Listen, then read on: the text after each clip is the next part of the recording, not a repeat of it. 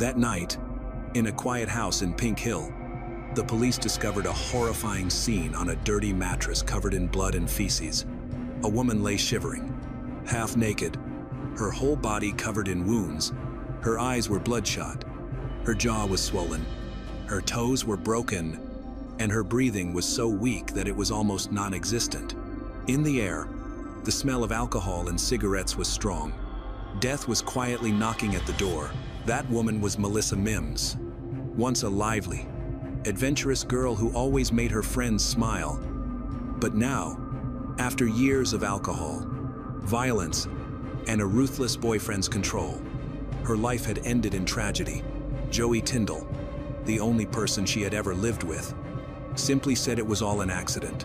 But was it really an accident, or was there a much darker truth behind it?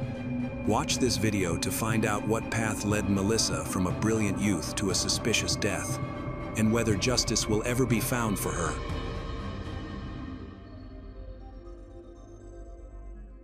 Melissa Mims was born in Houston, Texas, to parents Michael and Marion. She has 3 siblings, a brother named Michael Jr., and 2 sisters, Maria and Michelle. Growing up, Melissa was known for her adventurous nature and her desire to try new things, which often landed her in trouble but also made her the life of the party. As an adult, Melissa moved from Texas to Jacksonville, North Carolina. There, she met a man who eventually became her husband, and she became Melissa Platt. In October 1995, she gave birth to her first daughter, Brianna, and in July 2003, she welcomed her second child, Chassid. Unfortunately, her marriage ended in divorce in 2005, which brought on many challenges as she struggled to adapt to her new situation. In 2004, Melissa got into legal trouble for writing bad checks and was convicted in 2005 and placed on probation. During this time, she began to drink alcohol as a way to cope, which only worsened her problems. It was ultimately decided that her daughters would be better off living with a relative because she was unable to care for them properly. While working at an auto parts store in Jacksonville in 2006, Melissa met Joey Tyndall, a truck driver. Despite being a few years older than her, they quickly connected and began dating. Both had a shared interest in alcohol, and their life together revolved around drinking. Often at their home in Pink Hill, Melissa confided to her family that when Joey mixed alcohol with Paxil, an antidepressant, he became violent. Over time, she recognized that her drinking was worsening her mental health and personal issues. Feeling overwhelmed, she reached out to her family in Texas for help. Admitting she was not in control of her alcohol use and that Joey pressured her to drink. In light of her struggles, Melissa decided to check herself into the Onslow County Behavioral Health Clinic in Jacksonville for help with her alcohol addiction. Unfortunately, she left the clinic just a few days later because Joey was sending her threatening messages, claiming he would break up with her if she continued seeking help. This was not the first time Joey manipulated her. He had kicked her out of the house several times, forcing her to sleep in her car. Despite Melissa's family's pleas for her to return to Texas and end her relationship with Joey, she felt trapped due to his manipulation. On Wednesday, the 8th of October, her mother, Marion, grew concerned about her and contacted her probation officer. She was in regular contact with her mother and 2 sisters. However, days had passed and they had not seen or heard from her, which was very strange. They began calling her multiple times a day but received no response. When Joey answered, he made excuses for why Melissa couldn't come to the phone. Worried about her safety, Marion and Melissa's sisters made 4 to 5 calls each night, only to be met with more excuses from Joey. Eventually, he turned off Melissa's phone and disconnected her voicemail, deepening her family's fears. Melissa's family was deeply concerned about Joey's behavior and suspected foul play. After Marion contacted Melissa's probation officer, he decided to drive to Joey and Melissa's home in Pink Hill, North Carolina, to ensure that Melissa was safe and out of trouble. Arriving at the house around 5:17 p.m., the probation officer knocked on the door. but there was no answer. Knowing that Melissa was unemployed, the probation officer realized that there was nowhere for her to be. So he continued his knocking. However, Melissa never responded to the door. Eventually, the probation officer's concern grew as he had observed Melissa 1 week earlier and smelled alcohol on her, indicating that she was drinking again. He worried that she might be inside the house, passed out, and in need of help. However, as a probation officer, he lacked the authority to enter the residence. Instead, he decided to call the Lenoir County Sheriff's Office for assistance. Several minutes after the probation officer's initial call for help, 2 officers from the Sheriff's Department arrived at the scene. However, they informed the probation officer that they were unable to break into someone's home without probable cause. They explained that contacting the homeowner, Joey Tyndall, was necessary to obtain entry into the house. One of the officers managed to get hold of Joey, who informed them that he was currently not at home, but at work.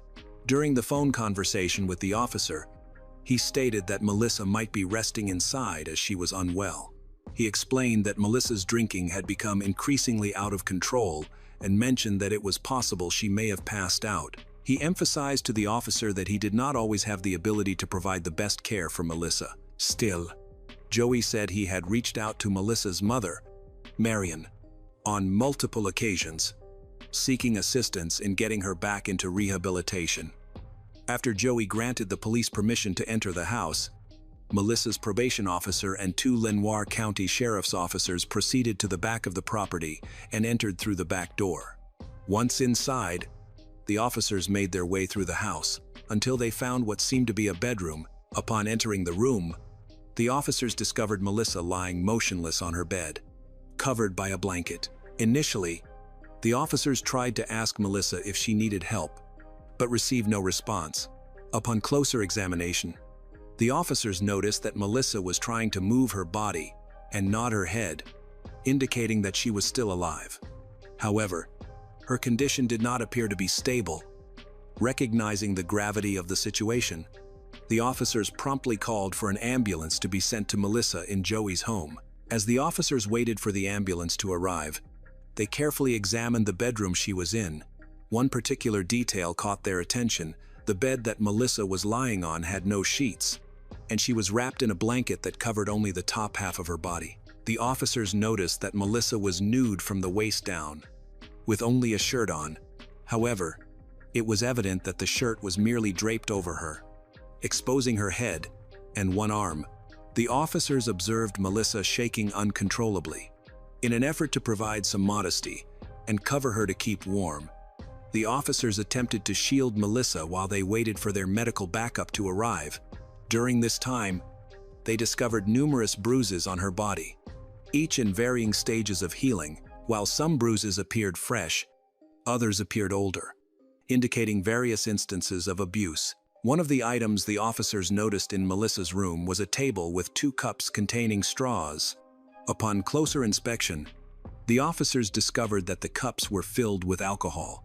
This discovery shocked the officers, as they had anticipated finding water or juice in Melissa's condition. The smell of alcohol in the cups raised suspicions and prompted further investigation. With their suspicions heightened due to the presence of bruises on Melissa's body, the officers decided to approach her to inquire about any potential abuse. Despite her immense pain, Melissa shook her head, no, in response to their question. However, in whispers and broken words, she tried to explain to the officers that the bruises were a result of a fall she had experienced while attempting to answer her phone. Throughout her explanation, Melissa kept her eyes closed as if merely lifting her eyelids was causing her too much pain. The ambulance arrived at Melissa and Joey's house and entered through the back door. As they entered, a strong, unpleasant odor hit them. Initial reports from the emergency medical technician indicated that the smell was a mixture of cigarette smoke and bodily fluids, reminiscent of someone who had been sitting in their own waste for a long time. The paramedics approached Melissa, who was lying on the bed, and tried to ask her questions, but she did not respond. She only moved slightly when someone spoke loudly near her ear. Melissa struggled to open her eyes due to severe pain. One paramedic noticed that the mattress she was on was stained with urine, feces, and blood. He also observed that Melissa had a black eye, bruises on her neck, a swollen jaw, and blood in her eye. Upon further examination, he found that several of Melissa's toes were broken at different stages of healing. Additionally, there was bruising and bleeding in her groin area, but no signs of abuse. While paramedics assessed Melissa in Joey Tyndall's home, Joey returned from work. An officer approached him and asked how Melissa had ended up in such a poor state. Joey stated that she was clumsy and often had accidents. The officer informed him that Melissa's condition was critical and required urgent medical attention. Despite being her boyfriend and the only person taking care of her, Joey chose not to go with her to the hospital, opting instead to stay home and wait for updates. At the hospital, Melissa underwent a thorough examination that revealed she had a closed head injury. Recognizing the severity of her condition, the hospital decided they couldn't provide the specialized care she needed. So she was airlifted to Pitt Memorial Hospital in Greenville, North Carolina. There, doctors assessed her injuries and determined that police involvement was necessary. They requested the officers who found her to come to the hospital and document her injuries with photographs. The officers arrived and took pictures of Melissa. After completing their task, the case was assigned to 2 detectives.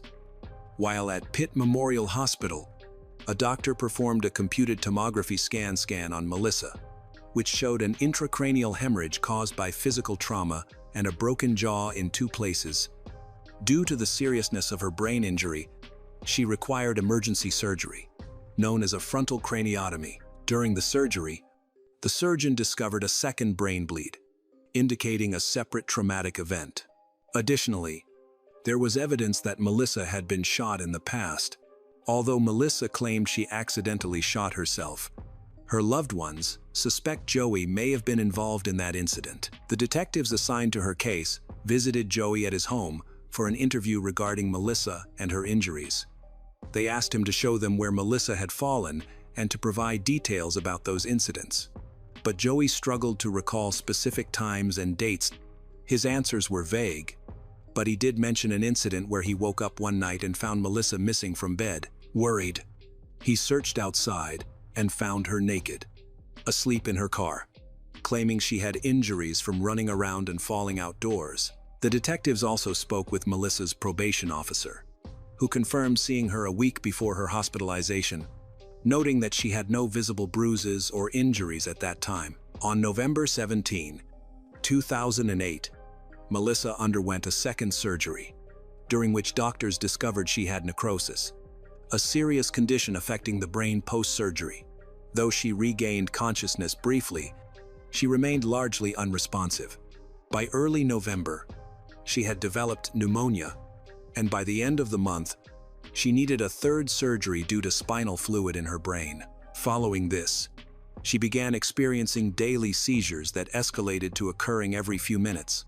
By December 17, it was clear that her health was deteriorating. After a difficult discussion, her family made the heartbreaking decision to take her off life support. After 9 weeks in the hospital, she passed away at 7:58 p.m., surrounded by her loved ones. Before her death, detective visited Melissa, but she was unable to provide coherent answers due to her condition. She told them she had been injured in a car accident, though she also admitted to being somewhat clumsy. The medical examiner determined that a brain injury caused her death, but they could not ascertain the exact circumstances. For more than a decade, Melissa's family and friends have been advocating for her death to be classified as a homicide. Seeking justice for her, the day after Melissa's passing, her mother, Marion, received an anonymous call informing her of Joey Tyndall's history of domestic violence and alleged assaults on women. Other women who had encounters with Joey encouraged Melissa's family to continue pursuing charges, believing he was dangerous and needed to be apprehended. Upon discovering this information, her family began to look into Joey's past. They found out that both of Joey's marriages ended in divorce. His first marriage ended in 2001 after he reportedly pointed a gun at his ex-wife, an event corroborated by their 2 sons. His ex-wife sought a restraining order, which was dismissed by the court 6 months later. His second marriage lasted only 7 months and ended when his second wife obtained a restraining order against him due to domestic violence allegations. The judge allowed only a 1-week restraining order. Melissa's family learned that one of Joey's sons revealed that a female friend had stayed at their house and woke up to find Joey with his hands down her pants, causing her to scream in fear. The police could not find enough evidence to charge Joey in connection with Melissa's death, and they concluded he was genuinely trying to help her. In the days before her death, Joey brought her a meatloaf dinner and expressed his feelings for her, leading authorities to believe his account. A significant development in Melissa's case occurred on June 28, 2021, when a new death certificate was issued, classifying her death as a homicide. This prompted the Lenoir County Sheriff's Office to reopen the investigation.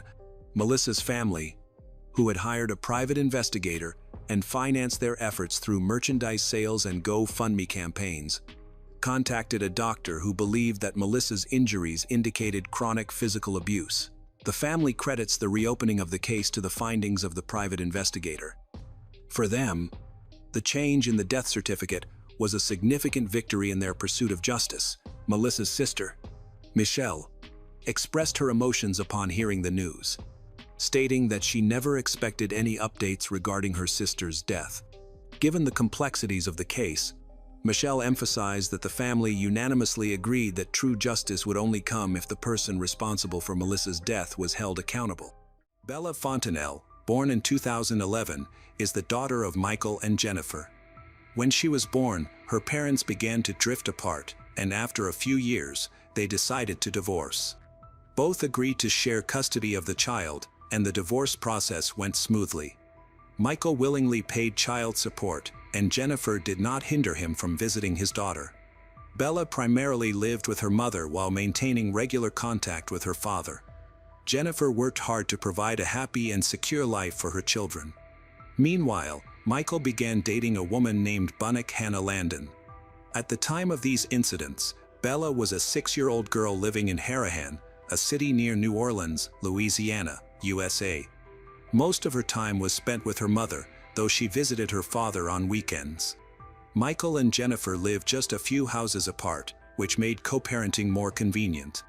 Bella was a happy child who enjoyed school, loved meeting new people, and spent her free time with family. She was especially passionate about sports, particularly swimming. Despite their divorce, Michael and Jennifer maintained a positive relationship.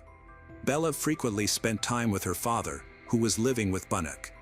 From an outsider's perspective, it seemed to be an exemplary situation where divorced parents stayed on friendly terms and focused on their child's well-being. However, Jennifer occasionally experienced conflicts with Bunnock when dropping Bella off at Michael's house.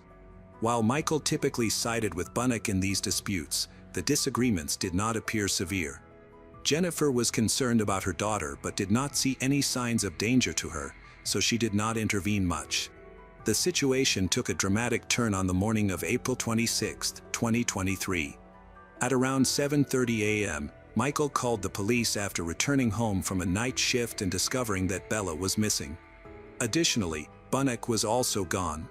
Unable to reach her by phone and noticing signs of a struggle in the house, Michael feared that something terrible had happened and suspected a possible abduction. Shortly afterward, Jennifer also called 911 in a panic, barely able to speak through her tears. She reported finding something suspicious in her backyard but was too afraid to investigate further. She had also been unable to pick Bella up from Michael's house, heightening her fears. Shortly thereafter, Jennifer's neighbors reported to the police that they had seen a suspicious container in the yard near her home. By 8:30 a.m., several police patrols arrived at the scene. There, in Jennifer's yard, officers found a barrel sitting on the grass. When they opened it, they discovered Bella's body partially submerged in a strong-smelling liquid. Forensic analysis revealed that the liquid was chlorine, likely used in an attempt to dissolve the body or erase evidence. A detailed examination confirmed that the body in the barrel was Bella. Her injuries indicated a brutal and prolonged struggle. Bella had multiple defensive wounds and sustained severe head trauma from a blunt object. Additionally, bruises on her throat pointed to strangulation. The main suspect in Bella's murder was immediately identified as Bunnock Hannah Landon, as she had been left in charge of Bella the previous night while Michael was at work. The next step for authorities was to locate and question Bunnock. During their investigation, the police uncovered the tense and often volatile relationship between Bunnock and Jennifer. Their conflicts extended far beyond simple disagreements. Michael revealed that they had clashed multiple times. Bella often became a point of contention between them, though no hostility had ever been directed toward the little girl, at least not until now. In one notable incident, Bella was with Michael and Bunnock at a pool when Jennifer showed up. Bunnock openly prevented Jennifer from interacting with Bella. She insisted that when Bella was under Michael's care, Jennifer shouldn't approach her, let alone touch or communicate with her, which many found absurd. Bunnock's behavior was confrontational, even to the extent of interfering when Jennifer tried to hug Bella. Michael admitted this was one of their more serious altercations. From the outset, they struggled to get along. Bunnock frequently lost her temper over minor issues and offered no clear explanations for her outbursts. Michael attributed her behavior to jealousy and tried to minimize interactions between her and Jennifer, though this was challenging. After the pool incident, Bunnock even attempted to file a restraining order against Jennifer. At one point, when Jennifer was leaving Bella at a sports complex with Michael and Bunnock, she wanted to give her daughter a quick goodbye hug but ran out of time. Bunnock began filming Jennifer on her phone, portraying her actions as some kind of violation. This escalated into a verbal fight, which quickly turned physical when Bunnock attacked Jennifer. Jennifer later informed the police that Bunnock had pulled her hair and scratched her face.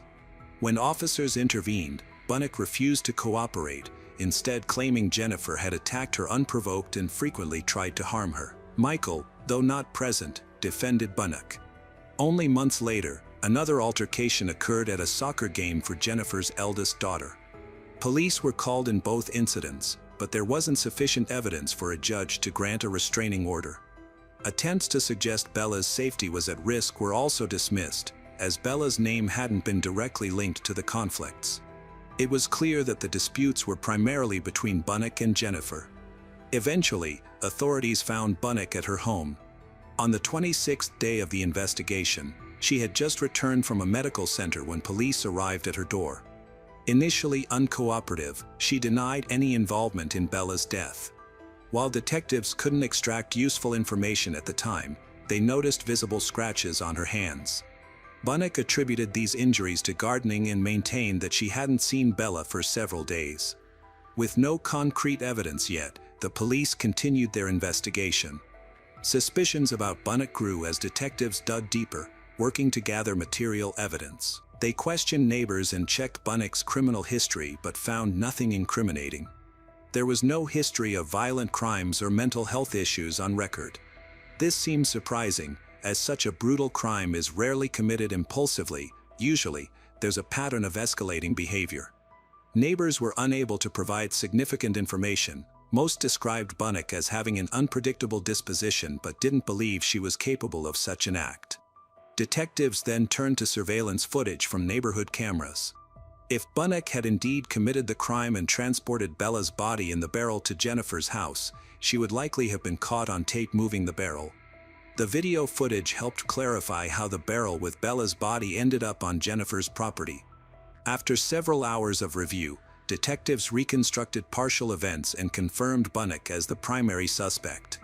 Around 1 a.m. on April 26th, surveillance captured a woman pushing a cart with a barrel that matched the one recovered on Jennifer's property. Despite the grainy video, witnesses identified the woman as Bunnock based on her clothing and appearance, which were consistent with how she was seen on April 21st and 26th.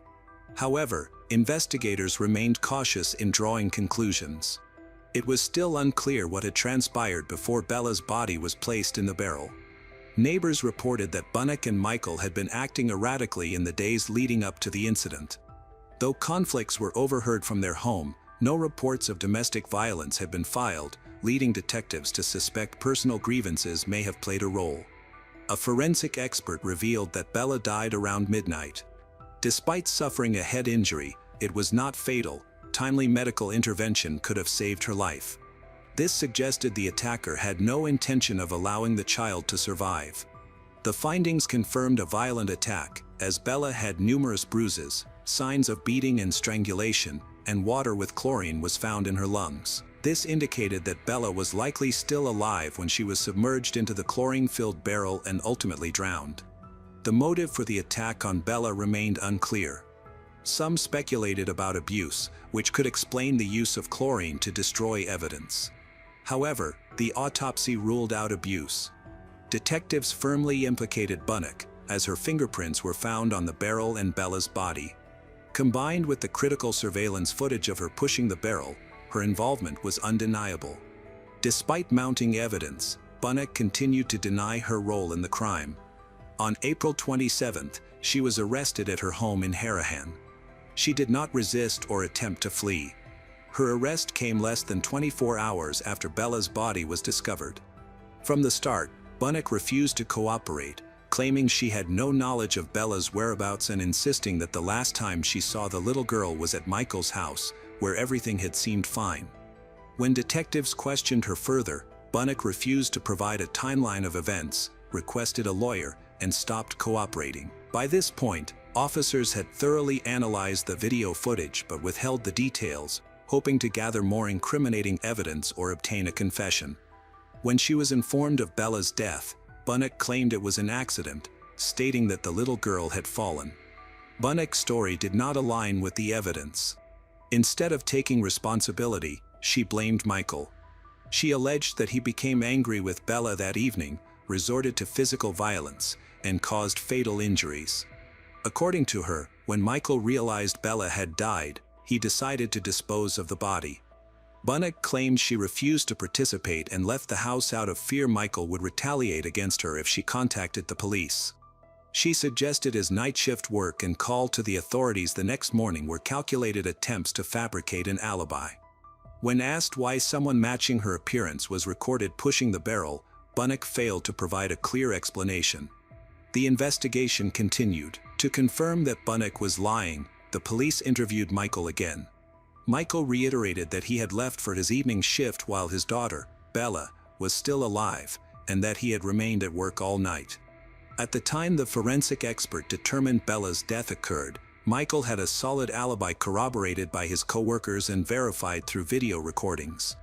Therefore, Bunnock was the only person in the house with Bella around midnight, and no signs of a break-in or intrusion were found.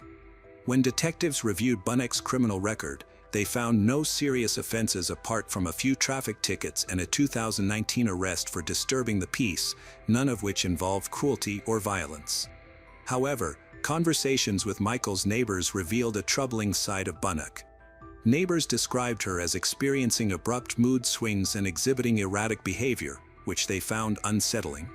Some recalled witnessing hostility from Bunnock toward both Michael's ex-wife, Jennifer, and Bella. After Bella's funeral, and as news of the case spread across the neighborhood, the tragedy drew widespread attention.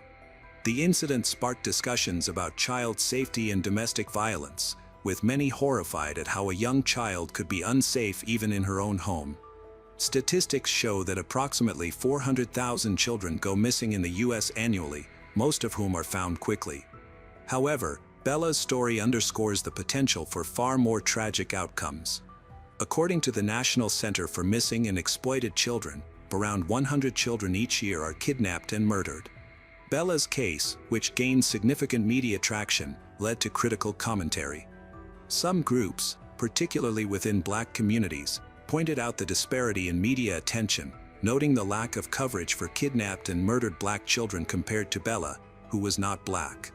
Child protection agencies and organizations dedicated to public safety responded to the outcry. Several states began adopting new legislation, including educational programs in schools about safety and harsher penalties for crimes that threaten children's well-being. Digital surveillance played a pivotal role in solving Bella's case by helping authorities identify the perpetrator. The case also exposed both strengths and weaknesses in the U.S. security system. While praise was given for the prompt response, efficient investigation, and use of advanced techniques, criticism arose over law enforcement's prior inaction. Bella's mother, Jennifer, had reportedly raised concerns about Bunnock's behavior, supported by neighbors' testimonies and reports of conflicts between her and Bunnock, but these warnings were not adequately addressed. In hindsight, Bunnock's unstable and suspicious behavior seemed glaring. The ongoing tensions between her and Jennifer likely exacerbated matters. Although Bunnock remained largely silent, investigators concluded that she murdered Bella in order to indirectly inflict pain on her biological mother, Jennifer. This theory was supported by the cruel act of delivering Bella's body in a barrel to Jennifer's home, apparently intended to intensify her pain. The media heavily sensationalized the case, fueling speculation and spreading rumors that hindered the investigation. Some suggested the involvement of a third party, proposing that Bunnock may have been innocent or simply an accomplice covering for the actual killer. However, police thoroughly investigated and dismissed these theories, finding no evidence to suggest anyone else was responsible. Initially, Bunnock was taken to a psychiatric clinic for a mental health evaluation. The results indicated that she might have a personality disorder, but it was confirmed that she was completely lucid, fully aware of her actions, and fit to stand trial. Investigators analyzed her phone data, social media activity, geolocation information, and interviewed neighbors to reconstruct what happened on April 26. One neighbor reported suspicious activity at Michael's house that night. Michael was already at work by the time, but loud noises, screams, and a crying child were heard. Suddenly, the crying stopped. The neighbor, however, chose not to intervene or investigate further and went to bed, missing the moment Bunnock transported a barrel containing Bella's body out of the house. Despite some missing evidence, detectives felt confident they had apprehended the correct suspect. Further incriminating evidence was found during a police search of Michael's house, reinforcing their belief in Bunnock's guilt. She was subsequently charged with kidnapping, first-degree murder, and obstruction of justice, but she denied the accusations. The trial began on March 10, 2025. The prosecution presented strong evidence, including forensic results, surveillance footage, and witness testimonies. DNA evidence and fingerprints from the barrel matched Bunnock's. Forensic experts detailed injuries on Bella's body, which indicated the crime was premeditated.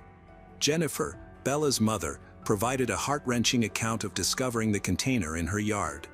Overcome with dread, she couldn't bring herself to open it and called the police, who found Bella's body curled in the fetal position inside the barrel. Jennifer described the crime as an unthinkable act that shattered her family. Bunnock's defense argued that the crime was unintentional, stemming from an undiagnosed mental disorder. They claimed her depression and dissociation impaired her ability to control her actions. Independent psychiatric evaluations, however, found no evidence to support these conclusions. The defense also suggested bias from law enforcement and argued the murder was a spontaneous, unplanned act of aggression. The prosecution countered by highlighting Bunnock's deliberate efforts to conceal the crime and transport the body to Jennifer's house, demonstrating clear premeditation.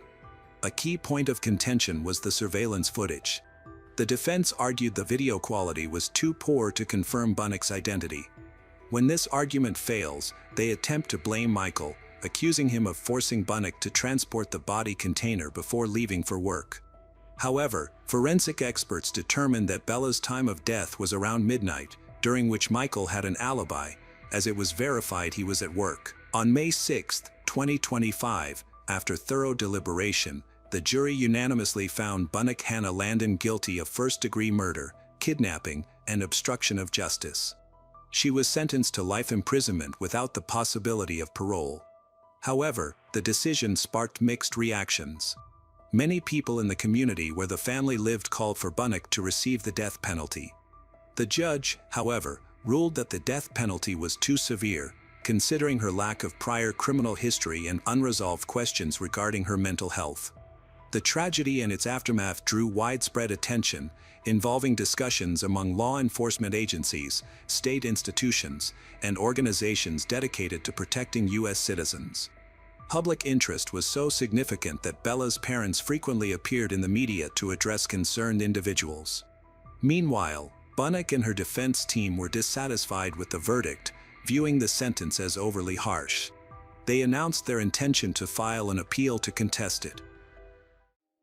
It was just after 11 a.m. on a quiet Sunday morning in San Pedro Sula when a routine police patrol noticed something amiss. A car was abandoned by the side of the highway, its passenger door wide open, the windshield shattered. At first, it appeared to be an accident. A few meters away, lying motionless near the roadside, was the body of a woman. No ID, no signs of life, no witnesses. As investigators began to unravel what happened, they discovered this wasn't a random tragedy, but something far darker. Who was this woman? And why had she become the target of such cruelty? The answers would shake a city and reveal the terrifying reality of what happened behind closed doors. Jennifer Alejandra Galdames was born in 1990 in San Pedro Sula, a bustling city in northern Honduras. Raised in a warm and tightly knit family, Jennifer's early life was shaped by a strong foundation of love, respect, and traditional values.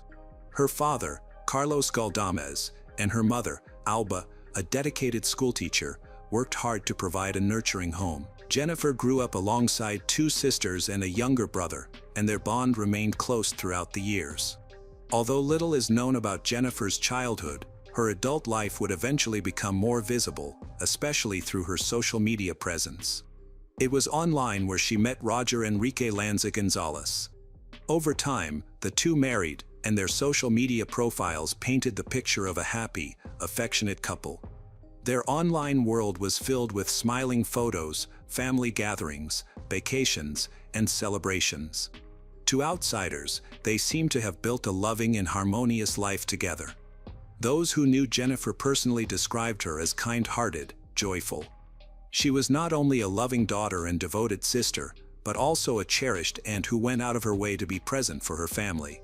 She stayed closely connected with her relatives and was always eager to lend a helping hand whenever someone needed support. By the time she turned 31, Jennifer was employed in customer service at the local airport, commonly known as Durango Airport. She quickly stood out, not just for her professionalism, but for her radiant smile, her patience, and the respectful, caring way she treated everyone who crossed her path. She wasn't just another employee. Her co-workers affectionately referred to her as the Angel of the Airport, a title she earned through her constant willingness to help, even on her days off. Jennifer was not only a kind person at work, but also a determined business owner. Outside of her airport shifts, she sold products online through local social media groups.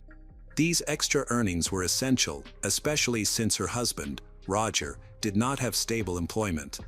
Jennifer's ambition and sense of responsibility kept her moving forward. From the outside, she appeared to be living an enviable life, a stable job she loved, a family who adored her, and a marriage that, at least publicly, seemed strong. But everything changed on the morning of November 28, 2021. At around 11 a.m. that day, police patrol units in San Pedro Sula were conducting routine rounds near the city's main highway, specifically the second ring of the city's principal beltway. What they discovered would spark a wave of alarm and grief throughout the community. Alongside the road, a car had crashed into a tree. The passenger door was ajar, and upon closer inspection, officers noticed that the driver's side window was shattered. At first glance, it appeared to be a traffic accident. But several odd details began to raise suspicions. A short distance from the vehicle, no more than 3 meters away, officers found something far more disturbing: the lifeless body of a woman lying by the side of the road. It didn't take long for authorities to confirm her identity. It was Jennifer. However, this was no ordinary accident. Signs of violence were evident. Most alarming were the marks on her neck, indicating that Jennifer had been physically harmed before her death. Investigators quickly ruled out the possibility of the crash being the sole cause.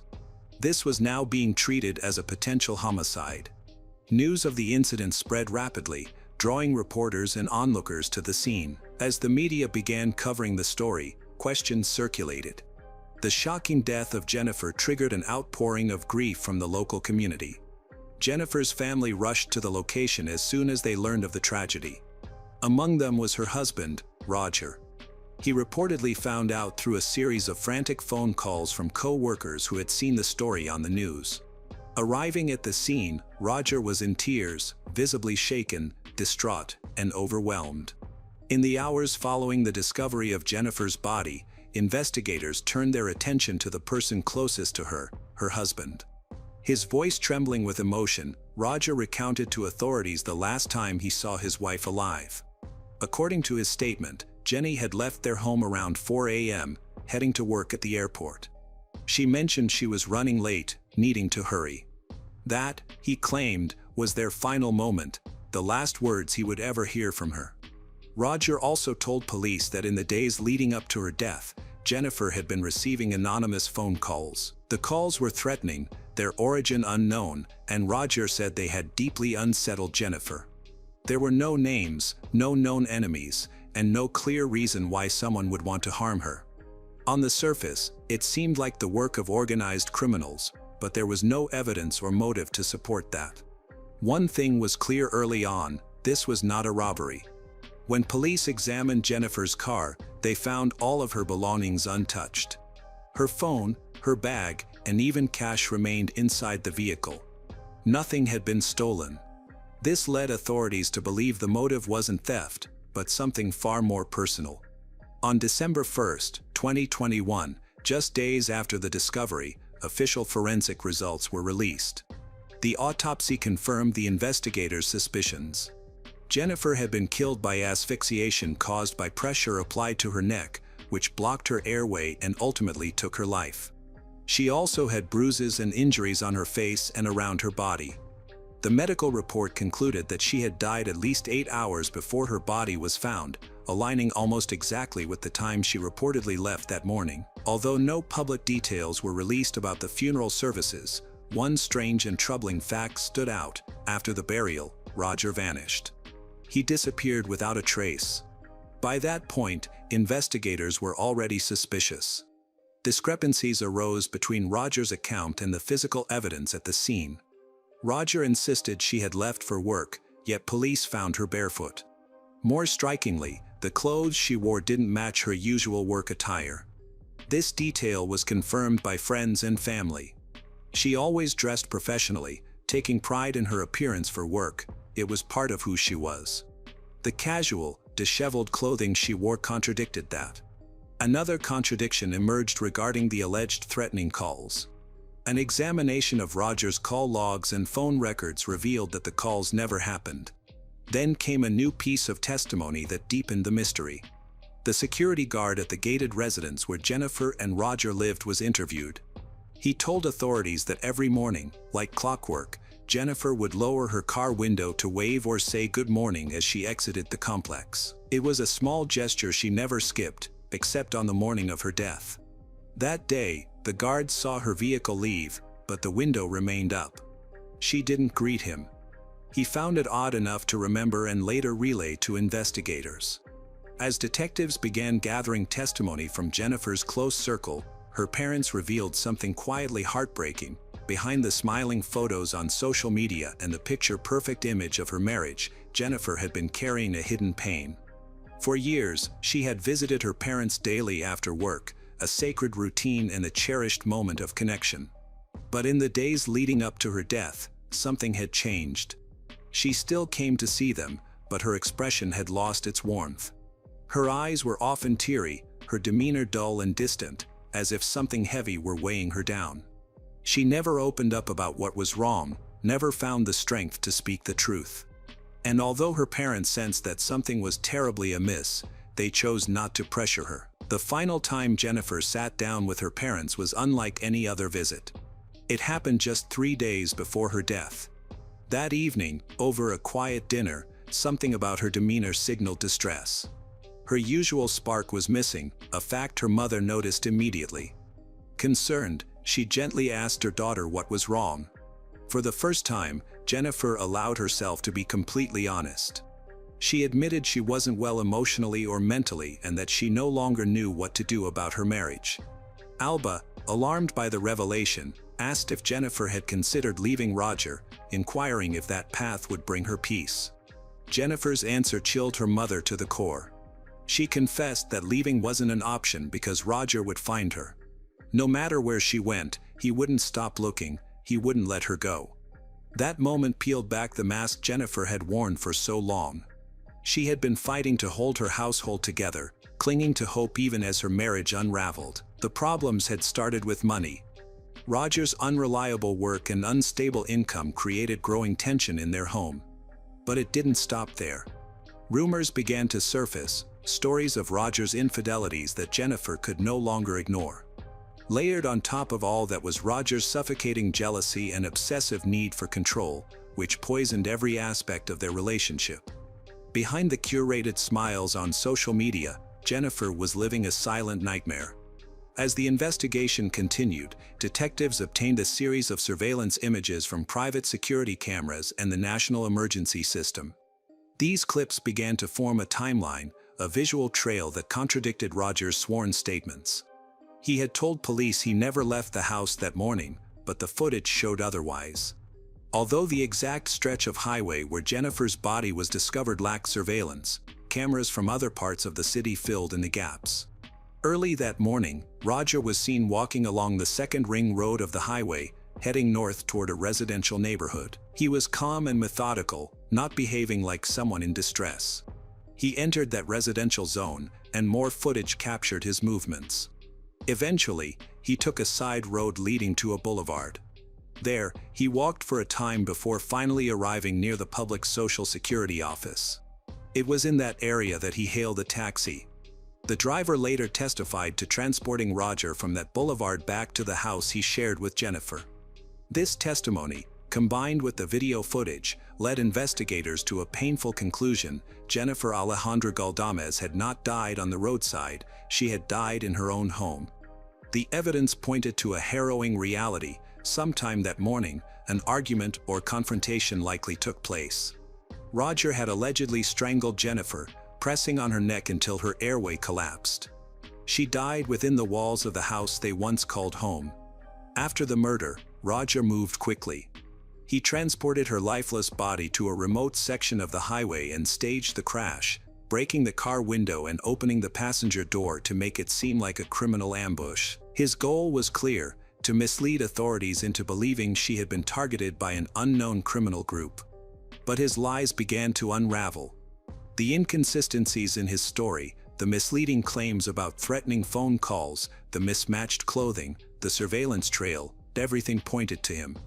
Experts who later reviewed the case profiled Roger as a man with dangerous traits: obsessive, controlling, and lacking empathy. He exhibited characteristics often associated with psychopathic behavior, particularly the inability to accept rejection or relinquish control. Nearly a year and a half later, in mid-2023, the Honduran Public Ministry filed formal charges against him, accusing Roger of femicide. The court accepted the case and issued an arrest warrant. Shortly thereafter, authorities began the process of issuing a red notice through Interpol. Roger was now an international fugitive, wanted for the brutal murder of his wife. The decision to issue a red notice through Interpol was a crucial move, as Honduran authorities hoped that with international help, Roger could be located in Europe or anywhere else he might attempt to hide. His flight from justice added another layer of horror to a story already marked by manipulation, control, and tragedy. When the details of the case were finally made public, they sent shock waves through Honduras. It wasn't just the brutality of the crime that stunned the nation, it was the cold, methodical way the crime was committed and the meticulous documentation uncovered by investigators. Beneath what had once seemed like a normal marriage was a disturbing history of control, fear, and unspoken signs that only made sense in retrospect. Jennifer's death became a rallying cry. Women from the online sales group where she had once worked united to honor her memory and demand action. On June 11, 2023, they marched through the streets of San Pedro Sula. Their message was clear: justice for Jennifer. Holding signs, chanting, and raising their voices, they urged the authorities to act decisively and ensure Jennifer's case would not be forgotten. At the same time, Jennifer's grieving parents stepped into the public spotlight, speaking to reporters with remarkable courage. They demanded accountability. Despite being consumed by pain, they expressed how Jennifer's death had united the family more than ever and given them the strength to pursue truth and justice. In interviews, Jennifer's mother, Alba, spoke with tears streaming down her face of her daughter's dreams of having a family, of becoming a mother, of growing her own business, dreams Jennifer had started to build through her work and entrepreneurial spirit. They emphasized that they were not the ones pointing the finger. Then, after more than a year on the run, everything changed. On August 26, 2023, Roger returned to Honduras and turned himself in at the courthouse. He was arrested immediately and taken into custody to face the charges against him. Exactly 1 month later, the preliminary hearing was held.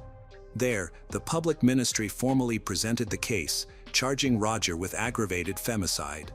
Prosecutors asked that the case proceed to a full public trial and outlined the body of evidence they would use: security camera footage, witness testimony, and forensic data, all of which placed Roger at the center of the crime. The images showed clearly that he had disposed of Jennifer's body, and the testimonies established a pattern of abuse, jealousy, and control.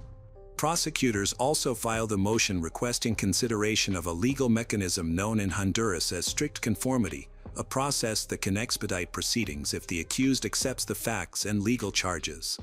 However, instead of going to trial in November 2024, Roger's defense requested to move forward with an abbreviated procedure, another legal pathway that would allow him to receive a reduced sentence in exchange for formally admitting guilt.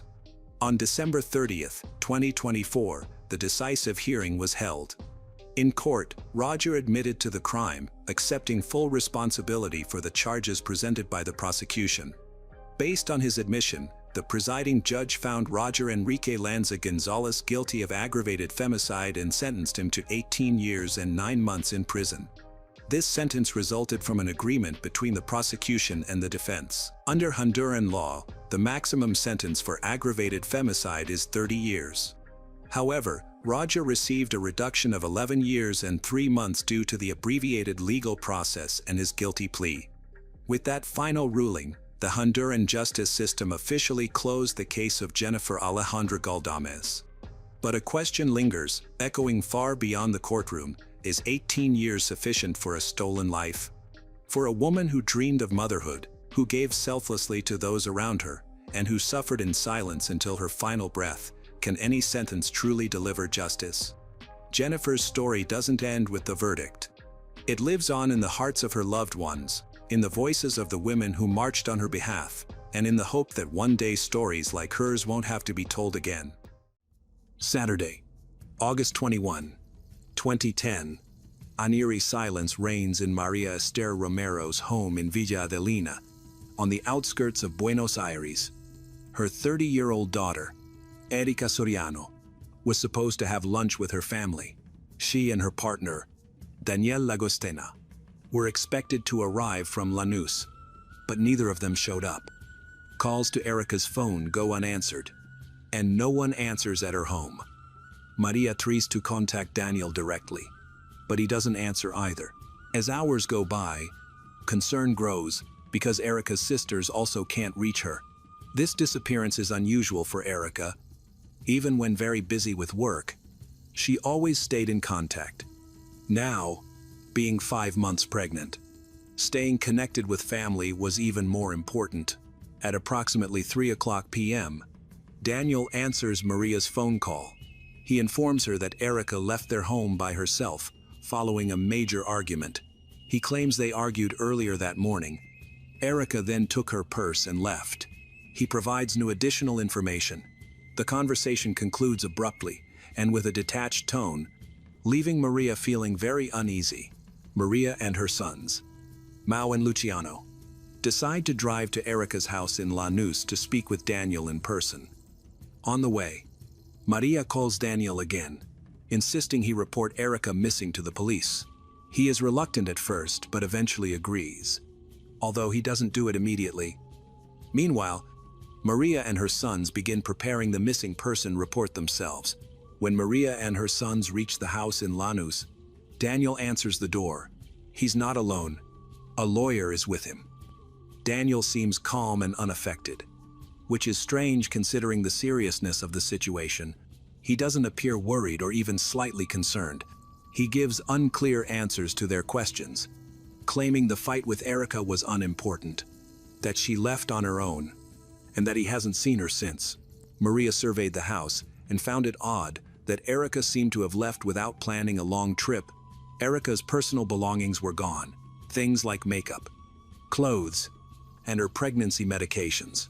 Later, the family searched more carefully and discovered her purse, important documents, and even the clothes Daniel said she was wearing when she disappeared. With suspicion mounting, Maria and her sons go to the local precinct to file a report. But there's a complication. They're told that the report must be filed not based on where Erica was officially registered, but in the area where she was actually living Lanús. This delays the start of the investigation. The family continues desperately trying to reach Erica, calling her cell and checking any possible communication channels. All attempts fail. By now, there's no question that something serious has happened. The family is convinced this is more than just a disappearance. And it seems Daniel isn't telling the whole story. Erica Soriano was born on January 19, 1980, in Villa de Lina, a town in the northern part of Buenos Aires province. As a teenager, Erica started dating Marcelo, a classmate. Their relationship became serious quickly. Marcelo introduced Erica to his friends, including his best friend, Guillermo. Erica and Guillermo also became good friends. Erica's family liked Marcelo and Guillermo and welcomed them into their home. In 1997, at 17, Erica told her family she was pregnant. Her daughter, Florencia, was born on June 29, 1998. Florencia's birth strengthened the family's bond, with everyone offering support to Erica and the baby. Marcelo was especially helpful and consistently assured them of his unwavering support. Erica and Marcelo got married shortly after Florencia was born. However, the difficulties of daily life put a strain on their relationship. They faced financial problems, shared household duties, and had different ideas about their future. They tried to make their marriage work, but after a few years, they decided to separate when Florencia was 3. The separation was amicable, and they agreed to co-parent, focusing on Florencia's needs. After the divorce, Marcelo moved to Spain in search of better economic opportunities. Erica returned to live with his family. Due to Florencia's young age and Erica's emotional state, her mother and sisters helped her. This support allowed Erica to focus on raising Florencia and finding work. During this time, Guillermo constantly supported Erica. At one point, Guillermo confessed his love for Erica, and they decided to pursue a romantic relationship. However, they soon realized that their friendship was more important. In 2001, Marcelo returned to Argentina and began a relationship with Romina, who had 2 sons from a previous relationship. Marcelo and Romina later had a child together. Even though Marcelo started a new family with Romina, he stayed in touch with Florencia and remained a part of her life. With Erica's complete support, around this same time, Erica landed a job with a cosmetics company. She worked in administration, and the environment was welcoming. She formed a particularly strong friendship with a colleague named Analia. They would have lunch together, confide in one another, and became each other's emotional support system. 10 years passed in relative calm. Erica raised Florencia, stayed close to her family, maintained a cordial relationship with Marcelo and his new family, and balanced her responsibilities with moments of rest, surrounded by her mother, brothers, sisters, and close friends. She had built a stable and fulfilling life, but that calm wouldn't last forever. Through a mutual acquaintance, Erica would eventually meet someone who would enter her life unexpectedly and unravel everything she had spent years building. In October 2009, Erica applied to be on a television quiz show. A producer contacted her the following month to let her know she had been chosen. While filming the show, Erica completed a form for participants. This form was given to Daniel Lagostena, who was working on the show behind the scenes. This is how they first met. Daniel Lagostena was born in Buenos Aires on January 7, 1960. He had a history of unstable relationships. He met Maria while working as a landscaper. They began a relationship, and after a few months, Maria became pregnant. Daniel pressured her to have an abortion. When she refused, he became controlling and aggressive, both emotionally and physically.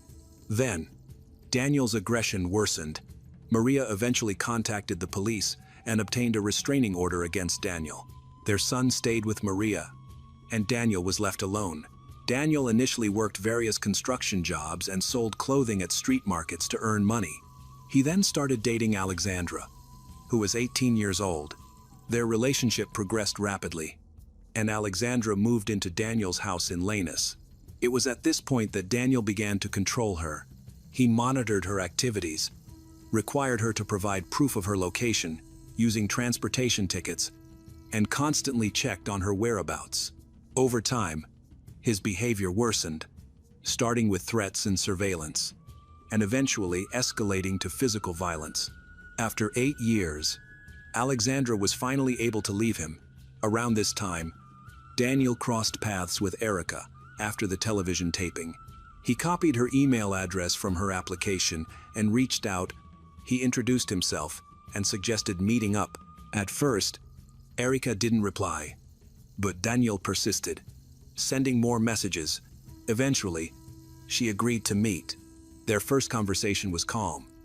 He spoke about his son and how difficult it was for him to stay in touch with him. Erica, in turn, opened up about her daughter and her values around relationships. They met a few more times. In December, he emailed her and called her at work, and showed growing interest.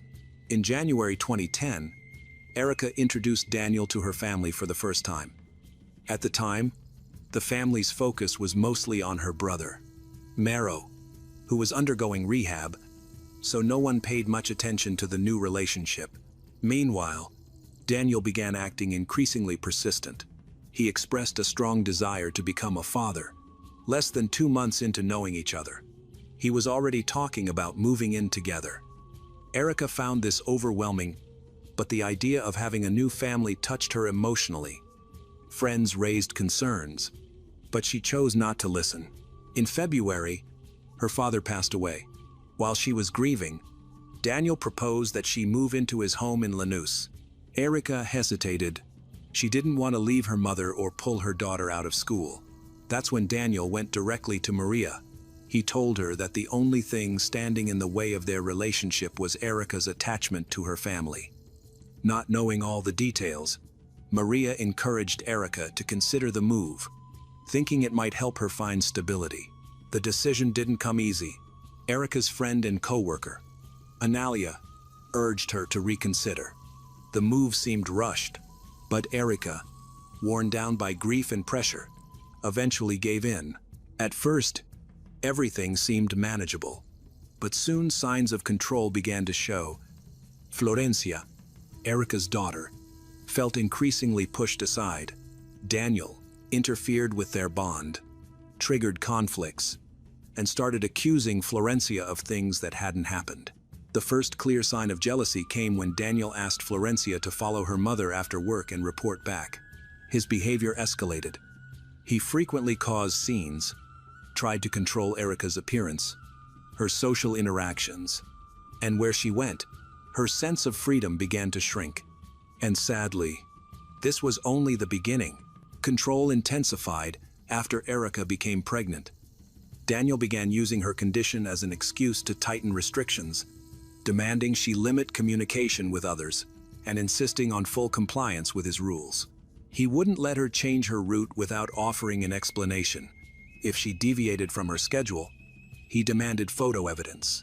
Sometimes they would spend weekends at a rural home in Saladillo, a property owned by his family. There, Erica was cut off from her usual environment. No friends, no familiar places. Daniel used these trips to further isolate her. Her mother and sisters started hearing from her less and less. Even when she did manage to visit Villa Adelina, the visits were brief and rare, and often came with disapproval from Daniel. Erica's condition started to deteriorate. She stopped taking care of herself the way she used to, rarely wore makeup, lost interest in her appearance. Friends and relatives noticed the change. In this stifling atmosphere, Erika made a decision. She was going to leave. She reached out to her friend Laura, who worked at a real estate agency, and asked for help finding a place to live. She wanted to move as soon as possible. Laura began looking for options right away. Erika tried to keep things discreet, afraid of how Daniel might react if he found out. But he did find out. After that, he began taking secretive steps. Daniel obtained a secondary phone, one he hadn't used before, and contacted an unidentified individual. Investigators later revealed that this person might have had access to a cremation facility. The situation escalated rapidly, and time was running out for Erika. On the 20th of August, 2010, Erika and Daniel went into downtown Buenos Aires. She had a prenatal appointment with her OB/GYN. Everything with the pregnancy was progressing normally, but Erika insisted on routine checkups. After the appointment, they spent some time in the city, grabbed coffee at a local spot before heading back to Lanús. It was a Friday, and traffic heading out of the capital was especially heavy. During the ride, something happened. A conflict broke out between them. The exact cause remains unknown. In the middle of the argument, Laura, Erika's friend, called. Erika sounded tense. Her voice was shaky. Laura asked her to call back once she got home. That was the last time anyone spoke to Erika. She disappeared. Daniel waited until the next day to contact the police, and only did so because Erika's family insisted. He gave a short statement, saying Erika left the house alone, wouldn't let him go with her. She took her bag and walked away. On the 22nd of August, both the Soriano family and law enforcement arrived at Daniel's home with a search warrant. Inside, investigators found something suspicious: the fireplace. Although it was a warm day, the fireplace was hot. When questioned, Daniel stated he had used it for cooking, but there was no food or cooking tools nearby to support his claim. Scorched fabric fibers were discovered inside the fireplace and sent for analysis. Chemical agents also revealed that the floor had recently been cleaned in areas where blood had been present. When questioned about this, Daniel offered an explanation. Erika had supposedly cut her finger, but he had never mentioned this before. While searching Daniel's house, her sisters found her things: pregnancy medication, makeup, her purse, wallet, and the clothes Daniel said she was wearing when she supposedly left. This made them doubt she left willingly. Maria asked Daniel for an explanation, but he was evasive and unclear. He seemed detached, unconcerned, and didn't help with the search. Erika's family also began looking for her. They made posters with her picture, spread information about her online, and contacted hospitals, medical examiners, and the police. However, they found no signs of her or any helpful information. It seemed clear that Erika's disappearance was planned. As time went on, Daniel's story became less convincing. His statements didn't align with the evidence, and items found in the house contradicted what he said. Erika's family became convinced that he was hiding something. Daniel disappeared a few days after Erika's family reported her missing. Before he left, he wrote a letter to his father claiming he was being wrongly blamed and didn't want to be held responsible. He also left his phone on a newsstand to avoid being tracked. Investigators were surprised by Daniel's sudden disappearance. Previously, he had seemed unconcerned and hadn't tried to run away. Daniel's father reported him missing to the authorities while the Romero family searched for him. This report helped speed up the search. While the investigation continued in Paraguay, detectives in Buenos Aires began to investigate how the body could have been disposed of. Cremation was a primary theory, so investigators checked crematories in southern Buenos Aires. They focused on a funeral service that rented space from Daniel's family. The director of the facility was Leonardo. While reviewing the funeral home's paperwork, discrepancies began to emerge. Some cremations were registered without proper names or identification, and key identification protocols had been ignored. Investigators concluded that the setup allowed cremations to be performed without official records. This system could have been used to dispose of Erika's remains, though no direct evidence was found. There were enough indirect signs to suggest a potential connection between Daniel's actions and activities in the funeral business. As police worked to pinpoint Daniel's location, the Romero family's attorney obtained authorization to search properties linked to the funeral service. Investigators went through archives, storage rooms, and examined burials that had taken place around the time Erica disappeared. Several bodies that had passed through the same crematory were exhumed, but none showed any trace of being her. Daniel returned to Argentina and turned himself in to the police. He said he went north to Misiones province because he received an anonymous tip that Erica might be held in a women's exploitation facility there. He claimed he went to investigate. However, authorities confirmed that no such facility existed at the location he described. Investigators believe Daniel's trip was a deliberate attempt to mislead them. Erica's family, including her mother and sister, suspect he was trying to escape and destroy evidence. Their suspicion of him only grew stronger, but at that time, there was not enough proof to arrest him. Almost 2 years after Erica disappeared, the investigation became very important. On May 30, 2012, a judge ordered Daniel Lagostena. This decision was made because of expert opinions, what witnesses said, and how things happened that showed he was involved. After Daniel was arrested, a court ordered him to undergo a psychiatric evaluation. Psychiatrists diagnosed him with a severe personality disorder. Key features of this disorder included narcissism, a lack of empathy, a need to control others, and a manipulative tendency. Experts determined that these traits significantly affected his relationship with Erica. Despite the serious nature of the allegations, Daniel was released from custody in late December 2012. The main reason cited was the absence of a body and a lack of direct evidence linking him to a fatal act. The prosecution challenged the decision, but the ruling stood. The investigation continued. With the primary suspect now walking free, detectives shifted their focus to examining Daniel's phone records. With court approval, they wiretapped his calls. This led to a breakthrough. They recorded conversations between Daniel and others, where they talked about topics vaguely related to burials and cremation. These calls provided new clues about a crematorium where Erica's body might have been improperly cremated without official records. Investigators also turned their attention to transactions involving the funeral service linked to Daniel's family. One document revealed a purchase agreement. Leonardo, who had previously rented the facility, had bought it for $220,000, but only $120,000 was ever paid. Meanwhile, authorities worked to reconstruct Daniel's movements on the day Erica vanished. Cell tower data showed that on the evening of the 20th of August, 2010, Daniel's phone traveled along a route leading to the southern parts of the province, near the location of the crematorium. These findings aligned with witness statements from individuals who reported seeing a vehicle resembling Daniel's parked near the site that day. Investigators also analyzed phone records from a number registered to Daniel's nephew. That number had been used for texting on the night Erica disappeared. The same night Daniel claimed he was at home. However, location data revealed activity near a site associated with cremation services. While the nephew's involvement in the crime wasn't proven, his statements helped confirm critical timeline markers.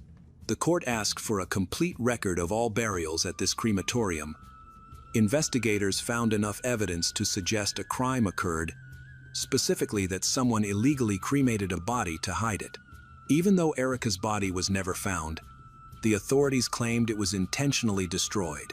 They believe Daniel used his influence and money to get rid of any trace of evidence, based on the suspect's motive, past aggression, forensic evidence, actions after the disappearance, inconsistent statements, and cell phone records.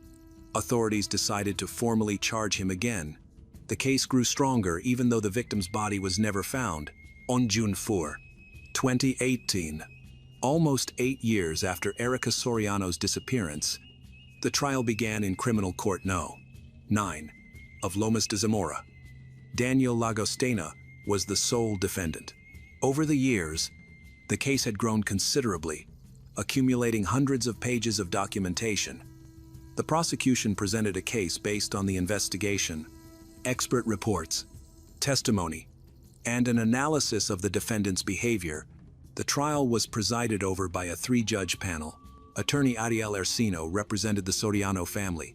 Daniel's defense focused on the fact that Erica's body was never found, arguing that without it, the prosecution couldn't prove he was guilty. They proposed that Erica might have left on her own, implying her disappearance wasn't necessarily a crime. The trial included testimony from over 60 witnesses, such as Erica's family, colleagues, friends, police officers, detectives, forensic scientists, and Daniel's ex-partners. The trial spent a significant amount of time examining important witnesses and analyzing cell phone records, security camera videos, recorded phone calls, and evidence collected during searches. Erica's loved ones provided crucial testimony. Her mother discussed Erica's last days, her relationship with Daniel, and Daniel's actions after Erica vanished. Erica's sisters described how Daniel controlled Erica's life. Erica's daughter, Florencia, offered particularly important information, revealing previously unrecorded details about Daniel's behavior. Testimonies from women who had previously been in relationships with Daniel added significant weight to the case. Their statements revealed a consistent behavioral pattern: intense attachment early on, followed by total control, restrictions, verbal threats, and emotional aggression. This information was presented in court as evidence of a long-standing, dangerous dynamic in his relationships. Daniel decided to give his testimony in court himself. He described his relationship with Erica as affectionate and insisted he was innocent, stating he didn't know anything about what happened to her. However, his testimony had contradictions. His story didn't match the established facts. The court pointed out that his testimony didn't align with his previous statements and contained inconsistencies. The case drew widespread public attention. Media outlets covered every court session. Erica's family received strong support from organizations advocating for women's rights and against gender-based violence. The public demanded transparency and justice, even without a body. The prosecution argued that the evidence proved Erica's death and pointed directly to Daniel's involvement. The trial was moving toward a verdict that many had awaited for years. On July 11, 2018, the court found Daniel Lagostena guilty. 2 days later, on July 13, 2018, he was sentenced to 22 years in prison. He was convicted of a crime against Erica Soriano. This crime occurred in a domestic setting and involved the death of a pregnant woman, which was considered an aggravating factor. The court also found that Daniel intentionally tried to hide evidence of the crime. Following sentencing, Daniel Lagostena was transferred to a correctional facility in Buenos Aires province. He maintained his innocence and immediately launched an appeal. His legal team filed 2 motions. Both were denied in January 2020. While in custody, Daniel released a book outlining his version of events. The book was distributed online and in stores, but public backlash and pressure from Erica's family led to it being pulled from circulation. On December 17, 2022, Argentina's Supreme Court made a final decision regarding Daniel Lagostena's case. The Supreme Court upheld all previous court rulings. Because all possible appeals have been exhausted, Daniel Lagostena is expected to remain in prison until 2037. Erica's family viewed the court decision as progress toward justice, but felt it didn't bring complete resolution. Erica's mother believes their suffering will persist until all those involved in the crime are found and the complete truth is revealed. The Soriano family is still helping investigators to find new information about the case. Erica's case remains a landmark. It reached conviction without a recovered body. For Maria and her loved ones, it stands as proof that truth can still come to light, even when someone tries to erase it. Hannah Wesha was born on January 11, 2015, in the small town of Hanover, Ohio, which has a population of around 1,000 people. From the moment she was born, she had to face many difficulties. Due to her mother's addiction to illegal substances and related health issues, she was born prematurely and needed immediate medical attention. She spent 92 days in an incubator, relying on a life support machine to breathe. Hannah had a high risk of infections and respiratory problems. Worsened by the hepatitis C she contracted from her mother. Despite the grim prognosis, she miraculously survived. However, shortly after her discharge from the hospital, her mother was arrested for distributing a banned substance and lost her parental rights. She was then placed in the care of her biological father, Jason, who was already raising 2 children from a previous relationship. At this time, Jason is unemployed and facing the difficulties of life as a single father. For 2 years, Jason tried to rely on welfare and occasional jobs, but he struggled to find stability. His financial situation worsened, leading to missed rent payments and forcing him to live in his car. To provide a better environment for his children, he had to ask his older brother to take care of them while he worked through these tough times. By mid-2017, Jason's financial situation improved when he secured a job as a builder with a decent salary. However, this job required him to work 12-hour days, making it difficult for him to care for his children. To address this, he rented a house from his boss, and things began to look up.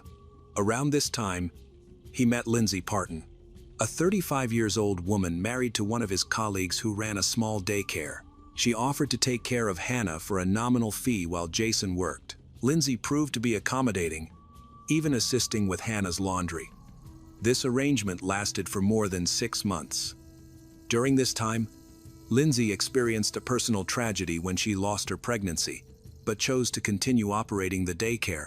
By the spring of 2018, Jason began to notice that Hannah was coming home from daycare with more bruises and scrapes. Lindsay attributed these injuries to Hannah's hyperactivity and tumbles while playing. Over the course of 8 months, the bruises became larger and more frequent, but when Jason questioned Lindsay, she reassured him that they were simply accidents. Although Jason had fallen behind on payments for Lindsay's childcare services, she was understanding of his situation. He was gradually paying down his debt, although there were still delays. However, Hannah's bruises began to appear in unusual places, and she started complaining of headaches, expressing reluctance to go to Lindsay's daycare.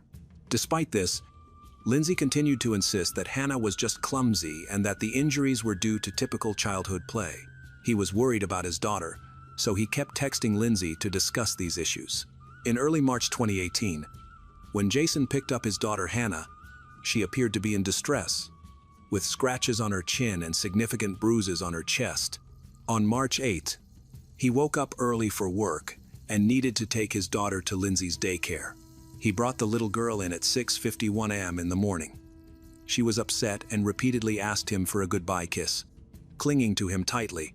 Although Jason was moved by her affection, he had to leave for work. With only 5 minutes left before his shift began, he exchanged a brief greeting with his daughter and promised to return in the evening. A few minutes later, Lindsay called Jason, but he missed the call. Once at work, he noticed the missed call and called her back. Lindsay, sounding frightened, urgently asked him to return because Hannah had fainted. She couldn't explain the situation. Jason hurried to Lindsay's house and discovered Hannah unconscious, with a black eye.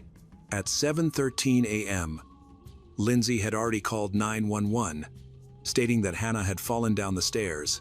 She speculated about the potential for a concussion or cerebral hemorrhage because Hannah was not breathing well and had lost consciousness. Lindsay mentioned that Hannah had been unwell the previous day, which she thought might connect to the incident. The paramedics arrived quickly as Hannah's condition was critical.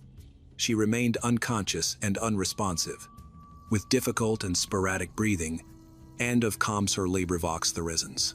Doctors assessed that she was internally bleeding from the fall. Upon examining her, they found numerous injuries and bruises at various healing stages on her chest, arms, legs, and head, including a ruptured blood vessel in one of her eyes. Hannah was rushed to the nearest emergency room in Hanover, while Jason panicked, trying to get into the ambulance to be with her, but was denied entry. The police arrived and questioned Lindsay, who gave more details about the incident. She claimed that Hannah had come inside, undressed, and asked for a donut. After receiving it, Hannah fell off the couch head first. However, discrepancies started to appear in her story when compared to what she had told the emergency operator. Furthermore, the police discovered that Lindsay was running an unlicensed daycare in her garage, having no official qualifications to do so. She claimed that this position was merely a side job to earn extra money. The doctors identified life-threatening injuries and a subdural hematoma in Hannah that did not match Lindsay's account. Medical professionals were aware that such serious injuries typically do not result from accidental falls over just a few days. Instead, they often stem from severe and sudden trauma. Although the doctors were cautious about making premature conclusions, they were alarmed by the situation. Lindsay insisted that Hannah had hurt her head over 24 hours earlier when she fell off a toy train on March 6, believing that the injury could now be manifesting. The doctors, however, knew that head injuries usually present symptoms immediately. Jason also stated he hadn't noticed anything unusual with Hannah's behavior, either the night before or the morning he dropped her off with Lindsay. He confirmed to the police that Hannah was healthy when he left her, and he had spent quality time with her the evening prior. Seeing no signs of impending harm to her health, he was convinced that something traumatic had happened during the 8 minutes between Hannah's release and the first phone call. However, that is not true. Hannah had been taken to the nearest emergency room, where doctors discovered multiple injuries consistent with repeated beatings. The injuries culminated in a serious subdural hematoma that could have cost her life. Unfortunately, the hospital lacked the necessary equipment for imaging and assessment, leading to the decision to transport her by air to another hospital in Cincinnati that had the required facilities. The doctors didn't need additional evidence of long-term abuse. The extensive bruising on her body, which was in various stages of healing, was proof enough. Jason quickly drove to the hospital where Hannah was flown. At that time, 35 years old, Lindsay was in custody for preliminary questioning. She maintained that the injury was accidental, repeatedly asserting that she and her husband were against using physical violence as a disciplinary method, although at first, Jason was the primary suspect in the potential abuse. Inconsistencies in Lindsay's statements started to emerge during questioning. She changed her story multiple times, claiming that Hannah either fell or bumped into furniture. It seemed improbable that typical childhood play could result in such serious and frequent injuries. As Jason had described, Lindsay reported that Hannah had been unhappy and screaming since she arrived at kindergarten that morning, behaving disruptively. However, during a conversation with a social worker, Lindsay altered her account again, saying that Hannah had tripped while climbing stairs and hit her head several times as she fell. Lindsay's story changed each time she spoke with someone. Meanwhile, at the Cincinnati Medical Center, doctors worked urgently to reduce Hannah's intracranial pressure and prevent brain damage, but her condition remained critical. Local residents raised over $10,000 to support Hannah and help cover her medical expenses. Meanwhile, Jason was devastated and cried at the hospital. He also spoke with detectives and hospital staff, but the prognosis for Hannah was grim. He realized with horror that her bruises and injuries were not accidental. Jason, a man with no history of cruelty, spoke earnestly about his daughter's injuries. Thanks to surgery to remove part of Hannah's skull, neurosurgeons managed to alleviate the pressure in her brain, after which she was placed in a medically induced coma. The following day, Lindsay was taken to the sheriff's office for further questioning. She continued to provide inconsistent accounts of what had happened, which kept changing. After an hour and a half of questioning, Lindsay was released pending further investigation. She requested to see Hannah, but was denied. Afterward, she spoke with Jason, who suspected that his daughter might have an aneurysm. The very next day, Lindsay was called back to the sheriff's office. During her interrogation with new detectives, it was made clear that she was considered a suspect in the case. Following this questioning, investigators were confident they identified her as a prime suspect in the child abuse investigation. A search of her cell phone revealed that on March 6, she had conducted troubling internet searches for remedies to expedite the healing of bruises. The most concerning detail was that her search history had been deleted but was later recovered. A week after this incident, doctors informed Jason that his daughter, Hannah, had been declared brain dead. On March 18, Hannah was removed from life support and pronounced dead. The autopsy report indicated that the cause of death was a traumatic brain injury, and the case was classified as homicide. Hannah's funeral was held on March 22. Her older sister Caitlin shared a series of photos with her and expressed gratitude to those who showed their support. Caitlin could not believe her younger sister was gone. A 2-page report detailing all of Hannah's injuries was compiled, primarily listing her wounds. Lindsay was ultimately charged with murder, but she maintained her innocence. She was released to await trial after posting a $75,000 bond. On April 3, 2019, Lindsay and the family of the deceased, Hannah, were present in the courtroom.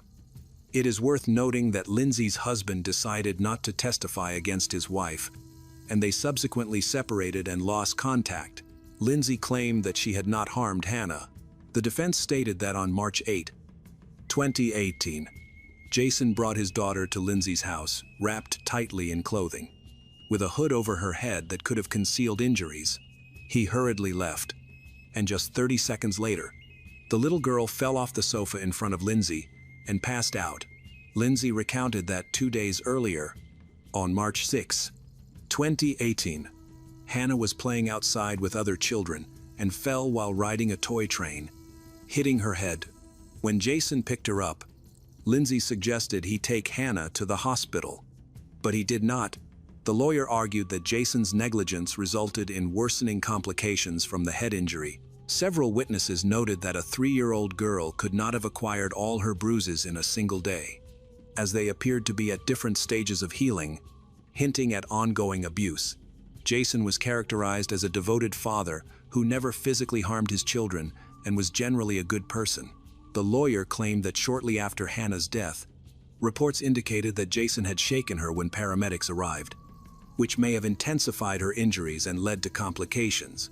Experts concluded that the severe head injury and swelling could not have been the result of shaking but rather a significant blunt force trauma, which even caused a fracture in her eye socket. While Jason admitted to shaking Hannah gently in an attempt to revive her, he insisted that he was frightened and was trying to rouse her. A doctor from Cincinnati Children's Hospital, where Hannah was treated, testified that the child's injury was severe enough to displace the brain's central line. The doctor stated that if the injury had truly occurred days prior to her hospitalization, she would have been unable to speak or move properly during that time. The expert speculated that the injury likely occurred while Jason was at work and Hannah was left with Lindsay, which resulted in significant bleeding. The doctor firmly rejected the notion that such injuries could result from mere shaking. Following these testimonies, Lindsay's lawyer began to act aggressively, which seemed out of place and counterproductive given the context of the case. Lindsay appeared calm, even during tense moments, occasionally casting disapproving looks at her attorney, suggesting she was uncomfortable with this approach. Both sides presented compelling arguments. The defense attempted to instill doubt in the jury, while the prosecution highlighted the inconsistencies in Lindsay's statements, which seemed to shift in response to the circumstances, potentially to lessen her accountability. During the proceedings, interrogation footage was shown. After detectives left her office, Lindsay unwittingly spoke into a live camera, admitting she might face life in prison. The prosecution argued this constituted a hidden confession, indicating her awareness of wrongdoing. In court, Lindsay changed her testimony once again, stating that she tripped over the blanket that Hannah had left on the floor and thus fell on top of the child. Under intense questioning by detectives, Lindsay conceded that she could have harmed Hannah, since, according to her, Jason had permitted physical discipline. Jason denied giving such permission. The pressure on Lindsay increased, leading her to share troubling accounts of her behavior as a caregiver. She described an incident at home when Hannah arrived and immediately took some ketchup. After that, Hannah asked to go to the bathroom. Lindsay followed her and saw Hannah pouring ketchup into the toilet, which made her very angry. In a fit of rage, she claimed to have punched the girl in the jaw. Subsequently, Lindsay admitted to shaking Hannah violently. Lindsay disclosed further troubling details about her actions, admitting that the bruises on Hannah's chest resulted from her pushing the child when Hannah became hysterical and started crying. Despite acknowledging her use of physical punishment, Lindsay tried to downplay the situation. She claimed she felt a connection to Hannah, who came to kindergarten in dirty, wrinkled clothes, so she felt it was necessary to wash them. She argued that she treated the girl as if she were her own daughter and included her in her family. However, experts and prosecutors suspected that Lindsay's abuse of Hannah didn't stop there. The severity of Hannah's injuries suggested that they were caused by a blunt object, perhaps a bat.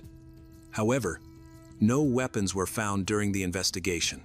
It was possible that Lindsay had picked Hannah up and slammed her onto the floor, which could explain both the serious injuries and the broken eye socket with bleeding in the eye. When Jason, Hannah's father, was contacted, he provided a detailed timeline of his daughter's injuries and shared exchanges he had with Lindsay, where she continually made excuses and fabricated stories.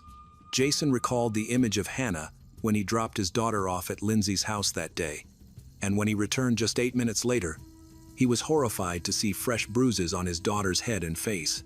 He also mentioned that Hannah had been complaining of headaches for the previous 3 weeks. A forensic expert later found multiple abrasions on her head that were hidden by her hair. Meanwhile, Lindsay's lawyer attempted to minimize her culpability by disclosing that Hannah was born with hepatitis C, the same condition that affected her mother. The lawyer argued that even minor injuries could result in significant bruising for Hannah. In an attempt to redirect blame, the defense portrayed Jason as neglectful. However, this did not excuse Lindsay's consistent abuse of Hannah. Hannah's grandfather, who spent every Sunday with her, expressed serious concerns after Hannah revealed that Lindsay was hurting her. In response, Lindsay claimed during questioning that her earlier admissions were lies made to protect others, and suggested that either her husband or Jason might be responsible. Lindsay claims she saw Hannah had more bruising after Jason brought her over. Lindsay confirmed that Hannah had frequently complained about headaches in the past few weeks and suggested that Jason was to blame. This raised questions about why she hadn't reported the situation to the authorities, why there were no security cameras at the kindergarten, and why only Jason inquired about the injuries while Lindsay made excuses. These inconsistencies undermined her narrative. She further claimed she was coerced into confessing, alleging that detectives had used deceptive tactics, such as falsely claiming that Hannah had died to observe her reaction. Lindsay argued that Jason had asked how to treat the bruises, claiming she was merely searching for advice. She accused Jason of not using a child seat properly and of driving recklessly, implying that injuries may have occurred while driving to her home. The jury was convinced that Hannah had suffered serious injuries and that the tightly pulled hood was intended to conceal the bruises on her face and head. The defense presented a witness who could challenge the prosecution's claims, a forensic expert with experience in controversial cases. He argued that the injuries might not have been immediately noticeable and that the father, Jason, may have overlooked the girl's unusual behavior due to his indifference. Because Hannah had been on life support for an extended period, the nature and severity of her injuries may have changed, potentially affecting the autopsy results. However, this was mainly speculation. Concerns about Lindsay's motive loomed large. What could drive a woman to harm such a defenseless girl? The prosecutor suggested that it might be linked to Lindsay's emotional turmoil following a miscarriage a few weeks before Hannah's death, which coincided with the appearance of the girl's initial bruises. On that tragic morning, when Hannah clung to her father and resisted his departure for work, Lindsay reportedly reacted with anger at the child's behavior, possibly exacerbated by her frustration over delayed payments for her services. Once Jason left, Lindsay is said to have attacked Hannah, striking her multiple times in the head and potentially throwing her to the floor. The defense did not relent and discovered that Jason had a friend named Chris visiting for about 12 hours before Hannah was hospitalized. They began to suggest that Chris could be the one responsible for the tragedy. The prosecution was concerned that the jury might entertain doubts about Lindsay's guilt. The trial lasted 2 weeks, and Lindsay Parton was ultimately found guilty of manslaughter. She was sentenced to life in prison with the possibility of parole after 15 years. Once the trial verdict was made public, media coverage ignited a flurry of speculation, with many questioning whether Hannah's biological father, Jason, could actually be the true perpetrator. Could Lindsay have been protecting someone? A significant number of people believed that she was innocent, which prompted activists to seek evidence to support their theories.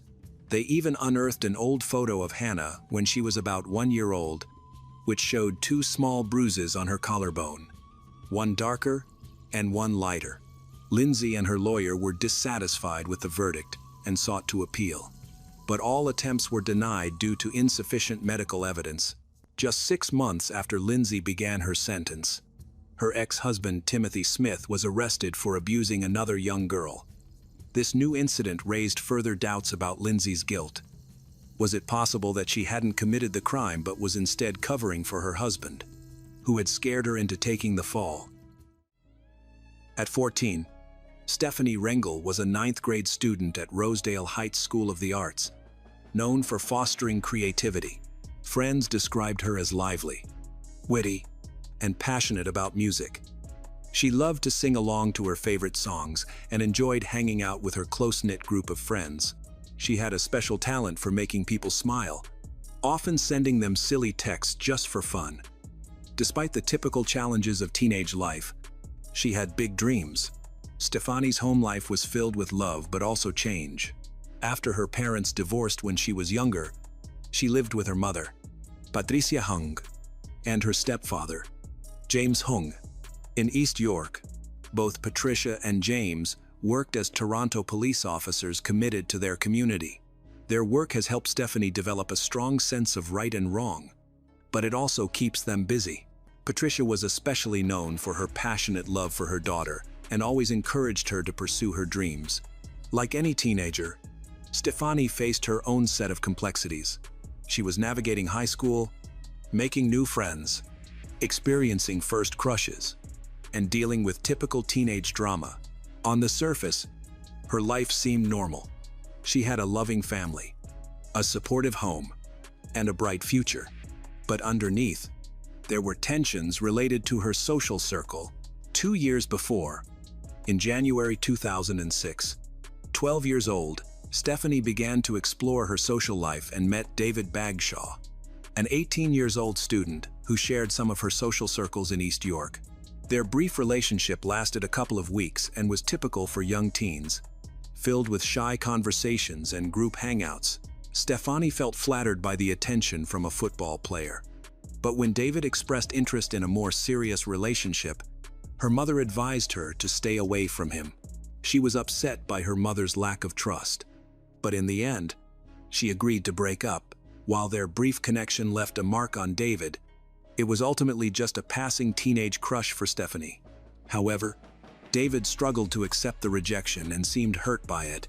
At the same time, another girl entered David's life, intensifying the emotional situation. Melissa Todorovich, a 15-year-old high school student known for her intense, magnetic personality, met David in mid-2007. Described as charismatic but possessive, Melissa had a strong desire to control her relationships, though she came from a stable middle-class family. Her need for control became evident to those who knew her. When Melissa met David, she found someone she could control. David, still dealing with the fallout from his brief encounter with Stephanie, was quiet and impressionable. As they began dating, their relationship became intense quickly, filled with hours of texts and calls. With Melissa taking charge of their dynamic, she provided validation for David, especially after Stephanie rejected him when he sought to reconnect. Melissa nursed the belief that she could control David, and their bond deepened through their conversations. However, David wasn't a faithful boyfriend. He came from a broken family and had been diagnosed with attention deficit hyperactivity disorder at an early age. He struggled with behavioral issues and aggressive outbursts at school, often missing classes and facing suspensions for fighting or swearing. Notably, at 14, David was charged with assaulting his mother, but the charge was dropped when he agreed to attend anger management classes.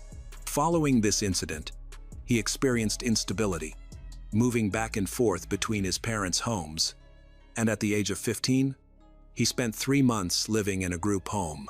From the beginning, David's relationship with Melissa was fraught with jealousy and possessiveness. David's father found Melissa controlling and refused to let her into their home. He was upset that she left rude notes for David's mother, criticizing her parenting. And he disapproved of Melissa installing spyware on David's computer to monitor his online activities. Although Melissa had never met Stephanie, she knew that David had dated Stephanie before. When David commented on Stephanie's looks, Melissa became obsessively fixated on her Facebook photos. Stephanie had told Melissa's cousin that David was untrustworthy and had been flirting with other girls, which infuriated Melissa. Stephanie exuded confidence with her unique style, while Melissa preferred to conform. She wore glasses and braces and constantly worried about her appearance, particularly her weight. Her morning routine involved spending 30 minutes straightening her wavy hair, and on rainy days, she would bring a straightening iron to school. She struggled with bouts of bulimia and believed she needed a boyfriend to feel validated. Whenever David mentioned Stephanie, even in passing, Melissa became fixated. Melissa and David fantasized about hurting and humiliating Stephanie, transforming a past relationship into a dangerous obsession. Melissa's jealousy of Stephanie was irrational but all-consuming. Even though Stephanie had not been in contact with David since 2006, she saw Stephanie as a rival representing David's past, which threatened her sense of control. Despite never having met Stephanie, Melissa learned many details from David, such as Stephanie's musical tastes and popularity, which made her jealousy even more intense. She spoke ill of Stephanie, seeing Stephanie as a hindrance to her relationship with David. What began as bitter remarks escalated into something much darker. She began manipulating David, portraying Stephanie as a constant threat and tapping into David's unresolved feelings from 2 years prior. By November 2007, Melissa's tactics became more calculated. She exploited David's emotional vulnerability, using his lingering pain from Stephanie's rejection to manipulate him. She praises David's loyalty before threatening to back out, saying that if he doesn't deal with Stephanie, she can come after Stephanie herself. She also hinted that their physical relationship depended on how he treated Stephanie, saying there would be no intimacy until he got rid of Stephanie. This went beyond typical teenage drama. It was psychological manipulation. Police later uncovered texts from Melissa that showed her pushing David to prove his loyalty. Her jokes about harming Stephanie eventually turned into a sinister plan. She instructed David to call Stephanie, pretending to want to talk, and then lure Stephanie to a quiet street near her house. When David hesitates, Melissa will pressure him into doing so, or threaten to end the relationship, tightening her control over him. On the night of the 20th of November, after relentless pressure from Melissa, David went to Stephanie's house and called her from the driveway to lure her outside. He made it clear to her that Melissa wanted him to attack her, before throwing the phone to the ground and leaving. This encounter deeply unsettled Stephanie, who typically remained calm. She decided to reach out to her mother, Patricia, for support. Patricia then called Melissa to warn her to stay away from her daughter. However, Melissa was not easily dissuaded. Patricia threatened to obtain a restraining order against her and ended the conversation. Stephanie's family returned David's cell phone to his mother and advised her to keep David away from Stephanie. His mother agreed, initially worried. Patricia dismissed the incident as typical teenage drama and chose not to involve the police. By New Year's Eve, the pressure from Melissa intensified. She made late-night calls, insisting that David follow her demands without excuses. On January 1, 2008, Melissa cut off communication with David at 3:00 p.m. She called him back, and they spoke for 15 minutes. During that call, she reminded him of her plans to date another boy. After exchanging numerous calls and texts, at 5:51 p.m., David told Melissa he was heading to Stephanie's house with a knife. They spoke a few more times, with Melissa calling him again at 6:00 p.m. and 6:04 p.m. before he made the critical call to Stefani at 6:08 p.m. This time, she came running out of her house. When she did, Melissa called David. What happened next unfolded rapidly and shocked experienced investigators. Following Melissa's plan, David met Stefani on the quiet street. Instead of a conversation, the encounter was premeditated. David used a knife, a weapon he had brought to fulfill Melissa's instruction, unprepared. Stefani did not have a chance to defend herself and soon lay in the snow, fighting for her life. David panicked, but, influenced by Melissa, and fled the scene, leaving Stefani alone in the cold. After 15 minutes, Melissa called Stefani's phone and felt content when there was no answer. After the stabbing, David ran to a friend's house nearby, disposed of the knife, and buried his blood-stained jacket in the snow in the backyard. He then called Melissa to tell her that he had done it. She instructed him to take a taxi to her house to collect his reward. When he arrived, Melissa had him reenact the killing. Afterward, she called her mother to pick up a latte around 6:00 p.m.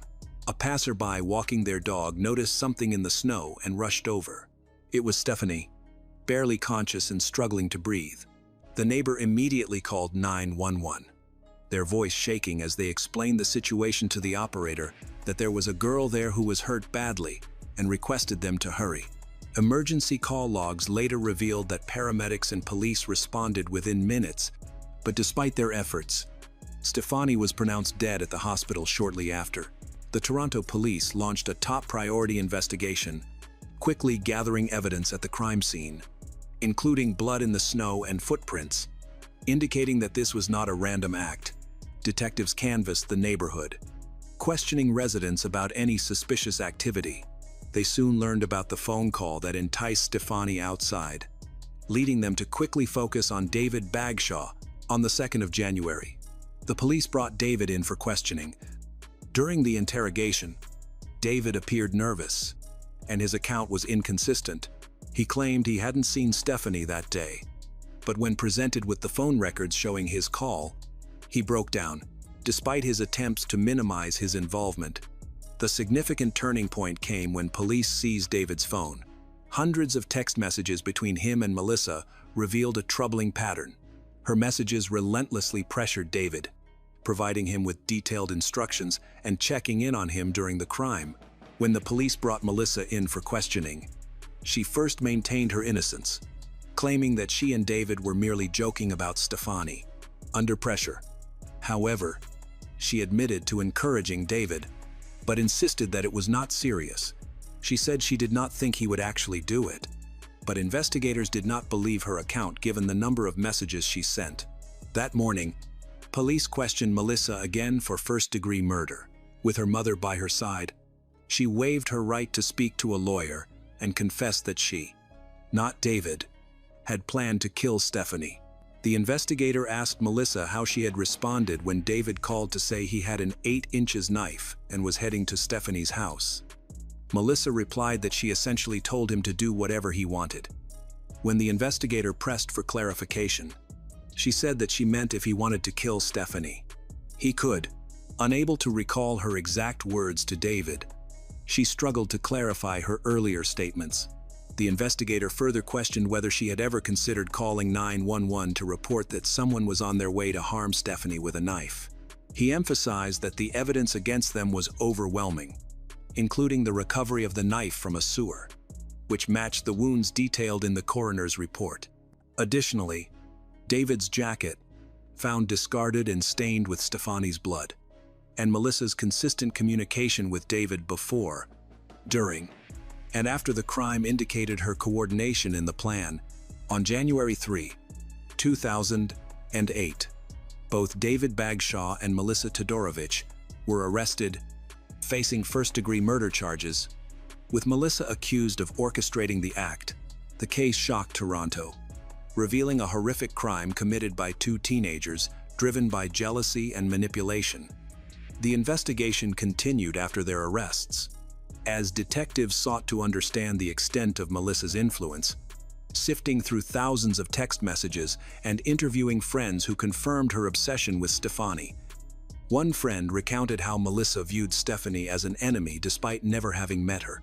The evidence clearly showed that Melissa had manipulated David into carrying out her wishes, exploiting his feelings to devastating ends. The loss of Stefani had a profound impact on her family. Her mother, Patricia, and stepfather, James, both police officers, were heartbroken. Stephanie's biological father was also devastated and attended her memorial service. The house that once echoed with Stephanie's laughter was now silent, leaving a void that no justice could fill. Rosedale Heights School of the Arts, where Stephanie had studied, established a memorial fund in her name to support music programs she loved. Neighbors organized vigils, leaving flowers and notes at the site where Stephanie lost her life. The case prompted discussions about teenage relationships, manipulation, and the dangers that can lurk in seemingly ordinary lives, serving as a wake-up call. That crime can happen close to home. The arrests of David Bagshaw and Melissa Todorovic in January 2008 initiated a high-profile true crime saga in Toronto. When the incident took place, David was 17 years old and Melissa was 15 years old, both charged with first-degree murder, a serious crime. Despite their young age, their trials began in 2009, held separately to ensure fairness.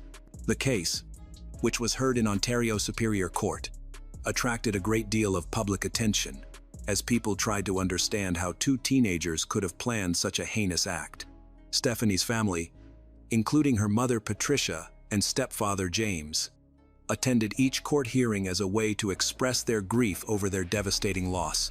David Bagshaw's trial began in early 2009, led by Crown attorneys who meticulously argued that his actions were intentional and premeditated. They presented key evidence, including the knife used in the crime, a blood-stained jacket he discarded, and phone records of his call to lure Stefani. The prosecution used hundreds of texts from Melissa, urging David to act, and highlighted his confession during interrogation, where he stated that he had done it, but she had told him to. They emphasized that at 17, David made a conscious decision to follow Melissa's plan. Fully aware of the potential consequences, David's defense team admitted his involvement, but sought a lesser charge like second-degree murder or manslaughter. They argued that he was greatly influenced by Melissa, a 15 years old, who exploited his emotional weaknesses. The defense pointed out David's youth and how he was still impressionable at 17, using Melissa's persistent texts as evidence of coercion. Despite these arguments, the jury found the prosecution's evidence compelling. For Stephanie's family, the trial was a tragic experience that would forever change their lives. David apologized to them, saying that he wanted to seek forgiveness, but realized that he couldn't even forgive himself. He expressed his self-hatred for the decisions he made that night. He acknowledged that he deserved the sentence he received, stating that he would carry the burden of what he had done forever, and that not a single day goes by without him regretting his actions. After a 2-week trial, David was convicted of first-degree murder on April 22, 2009. As a juvenile offender, he received a life sentence with the possibility of parole after 10 years, sparking discussions about how young offenders are sentenced. In his ruling, Ontario Superior Court Justice Ian Nordheimer mentioned that 2 psychiatrists believed David could be rehabilitated with appropriate treatment. However, he noted that all those mitigating factors cannot offset David's behavioral nature, which is the act of killing a young girl whom he apparently liked very much and had premeditated. Melissa Todorovic's trial commenced in July 2009 and attracted significant media attention. The prosecution depicted her as the mastermind behind the crime. Driven by jealousy and a desire for control, they presented over 6,000 text messages exchanged between Melissa and David, many detailing their plan to target Stephanie. The prosecution argued that Melissa's manipulative behavior, including threats to end their relationship or limit contact, made her equally culpable. Even though she wasn't physically present during the crime, the judge characterized her actions as truly evil.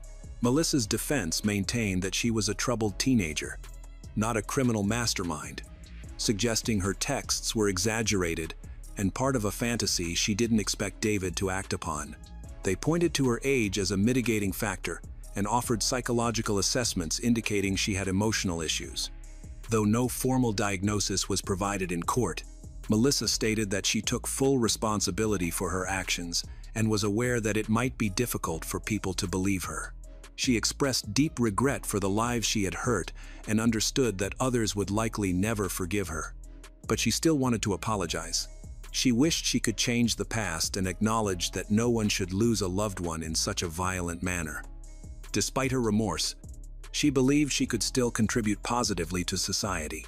The Crown dismissed her apology as insincere, arguing that two psychiatrists found she still perceived herself as a victim and lacked empathy. The defense claimed that a life sentence was too harsh for someone so young, but the jury disagreed. After a brief deliberation, on July 28, 2009, Melissa was convicted of first-degree murder and sentenced as an adult to life in prison without the possibility of parole for 7 years, which is the maximum sentence for someone under the age of 16. The sentence brought Stephanie's family a sense of relief. While it acknowledged their loss, it did little to ease the pain. The case continued for years. David Bagshaw, serving his sentence in a Canadian prison, maintained a low profile.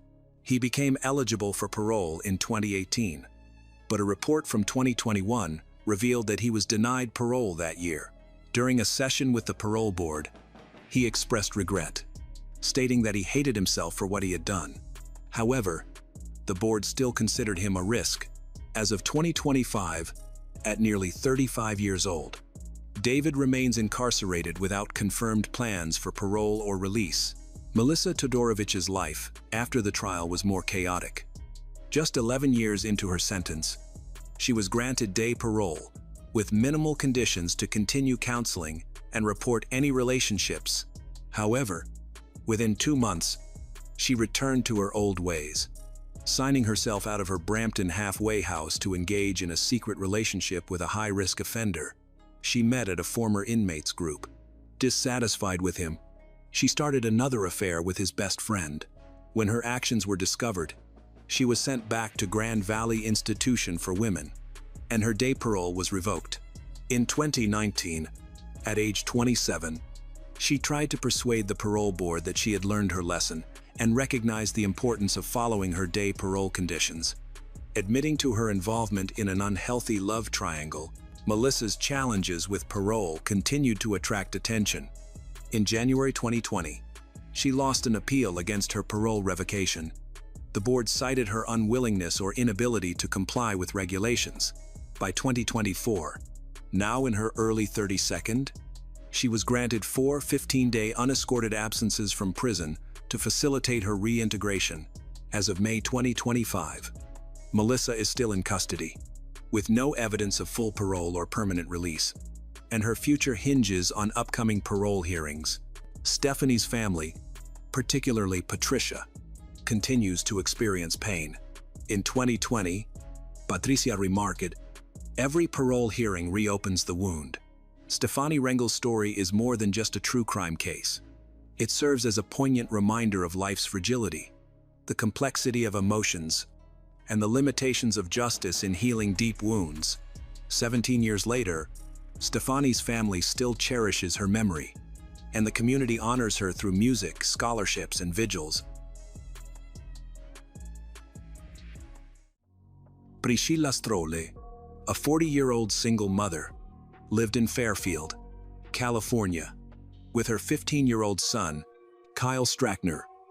Fairfield has about 60,000 residents, a friendly neighborhood where everyone knows their neighbors. Priscilla had divorced her husband a few years earlier and focused on raising Kyle. August 31, 1983, was a typical day. At 7:30 p.m., Kyle asked his mother if he could meet up with friends for a few hours before school started the next day. It was a last chance to enjoy the freedom of summer vacation. Priscilla agreed, asking him to be home by 10 o'clock p.m. to prepare for school and get sleep. Kyle promised and kept his word, returning a little earlier. At 9:45 p.m., he knocked, expecting his mother to open the door, as he had forgotten his keys. Usually this wasn't a problem, but this time there was no response. This was unusual. The lights were on inside, and her car was in the driveway, signaling she was home. She always waited for Kyle to return and wouldn't go to bed before he was safely back. Kyle knocked several more times, but still received no answer. He became concerned and walked around the house, peering into the windows. Through one, he saw his mother's legs, suggesting she was lying on the floor. Fearing she was ill, he panicked and found a window that was usually left unlocked. He managed to open it enough to climb inside. Inside, Kyle immediately saw signs of a struggle. Items were scattered throughout the house. He called out for his mother, but there was no reply. He continued into the living room and found Priscilla lying naked in a pool of blood. She was unresponsive. Kyle ran from the house in horror and frantically pounded on a neighbor's door. When the neighbor opened it, Kyle screamed that something terrible had happened to his mother. The neighbor called 911. Within minutes, patrol cars and paramedics arrived at the Stroll's home. It was too late. 40-year-old Priscilla Stroll was pronounced dead at the scene. The scene was horrific. Priscilla had suffered multiple injuries, primarily to her face and head. The autopsy revealed she had been beaten to death, with dozens of blows, including stab wounds and cuts. Traces of blunt force trauma were also found. Furthermore, the forensic expert determined that she had been abused, allowing for the collection of the perpetrator's biological fluids. Priscilla had been subjected to a prolonged and vicious attack, with the perpetrator using multiple objects: a large kitchen knife, a can opener, and a piece of decorative wood that had been in one of the rooms. These items were collected as evidence. The degree of cruelty suggested the attacker was filled with hatred and possibly under the influence of banned substance or alcohol, causing him to lose control. Priscilla had fought back fiercely, as evidenced by the numerous defensive wounds on her body. Given the violence and duration of the attack, it was likely the perpetrator had also injured himself. The forensics team identified several important clues. First, there were no signs of forced entry to the front door. Similarly, the windows, with the exception of the one Kyle used, showed no signs of forced entry. This suggested that Priscilla likely knew her killer and had let him in voluntarily. In addition, the broken objects and scattered furniture indicated a lengthy struggle. According to Kyle, Priscilla's jewelry box and purse were missing. However, the brutality of the attack suggested robbery was not the primary motive.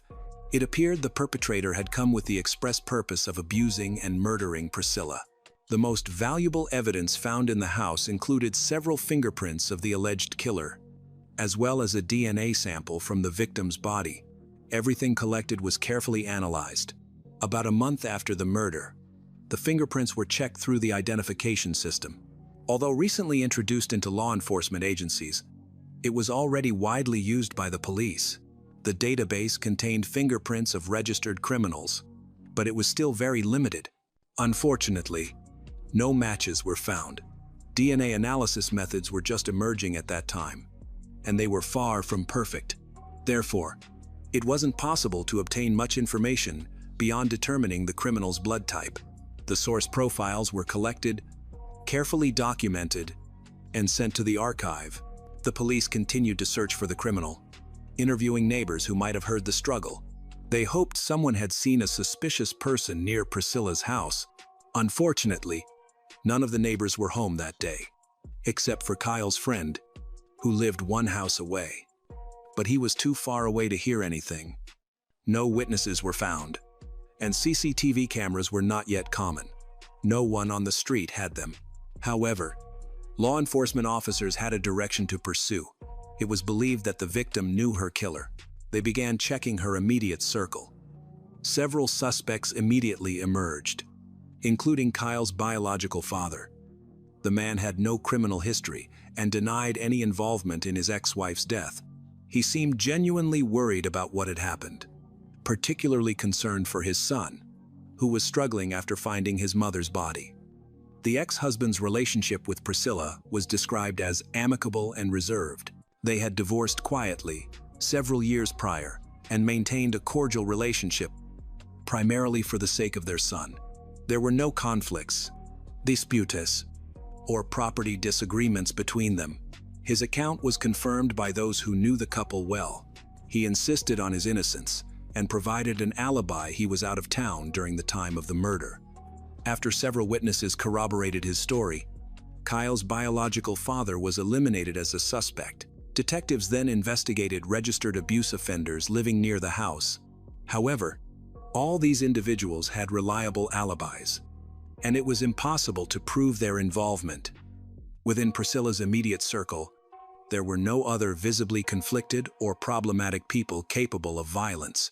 Everyone described her as a calm, good-natured woman who devoted her life to her child. She didn't seem like the kind of person who would provoke anger or violence.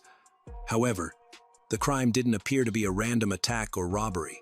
There seemed to be a personal motive, anger, hatred, or jealousy. They attempted to identify potential romantic relationships Priscilla might have had, but found none. With no other leads, even Kyle himself came under scrutiny. Kyle was the last known person to see his mother alive, and he had entered the house through a partially open window in a way that raised suspicions. While his relationship with his mother had generally been calm, some reported disagreements between them since his transition began. He was horrified to be suspected of killing his mother. However, Kyle was quickly ruled out, as it was confirmed that he had been with friends during the time of the attack and could not have committed the crime. Kyle was deeply affected by his mother's death. Beyond the police investigation, he required significant psychological support. Even after the investigation was over, he never fully recovered. In the years that followed, Kyle lived with his father, continuing to suffer from sleep problems and constant anxiety. He took medication to stabilize his emotional state. He repeatedly spoke to the media, stating that he would never find peace until his mother's killer was brought to justice. The police turned to the public for help and held a press conference detailing Priscilla's murder. The station received several calls from concerned local residents, but none provided valuable information. The investigation gradually stalled, and repeated checks yielded no results. Despite the public outrage, there were no leads, which was perhaps unsurprising given the limited forensic capabilities of the time. The community desperately wanted to find the killer and stop them before they struck again, leading to frequent calls to the police station that ultimately intensified the situation without providing any significant benefit. After some time, all the collected materials and data were archived. In the following years, several attempts were made to reopen the investigation, based on the belief that a person capable of such a crime would inevitably strike again. The accumulated information was analyzed, but this only led to dead ends. The case saw no progress. Back in the 90s, one theory suggested that Priscilla could have been the victim of a serial killer who moved between cities and committed spontaneous attacks. Several known serial killers active in the area at that time were checked, but all denied involvement in Priscilla's death. However, this idea was quickly abandoned when DNA databases were created. Comparison yielded no match. The situation changed only in early 2012, 29 years after the murder, when the case of Priscilla Stroll ended up in the hands of a detective in a cold case unit. Reviewing the collected evidence, he noticed the presence of fingerprints and a DNA sample from the killer. Obviously highly informative sources. A detailed review of the case materials showed that DNA had been the primary focus. The attack was considered abusively motivated, leading to the belief that the killer likely had similar episodes before and after 1983. Databases of similar criminals were beginning to emerge at the time. However, fingerprints had been largely overlooked. By April 2012, the decision was made to use the latest advancements in forensic science. The samples were sent to a forensic lab to update the profiles, which were previously too old and inaccurate, given the limited capabilities. The source material was sufficient to obtain a full DNA profile of the criminal within a few months. With the offender's profile in hand, it was compared with the existing combined DNA index system database. By January 2014, The collected materials were sent to a lab specializing in fingerprint analysis. By the end of that month, the answer arrived. Finally, after 3 decades of unsuccessful attempts, the police had a match. The prime suspect was Robert Hathaway, a 48-year-old resident of Fairfield. Naturally, more information was needed before an arrest. It was quickly discovered that Robert had a long criminal history. Though none of the crimes were close to the scale of Priscilla's murder, this indirectly confirmed the possibility that he may have been under the influence of illegal substances at the time. Robert was considerably younger than the victim at the time of the murder, only 17 years old, making a relationship or disagreement seem unlikely. However, the love triangle theory was not ruled out. Everything had yet to be verified. According to police records, Robert was arrested for burglary in December 1986, 3 years after Priscilla's murder. During this time, his fingerprints were entered into the authorities' database. However, subsequent reinvestigations of the case, which relied solely on the DNA profile, did not attempt to check them.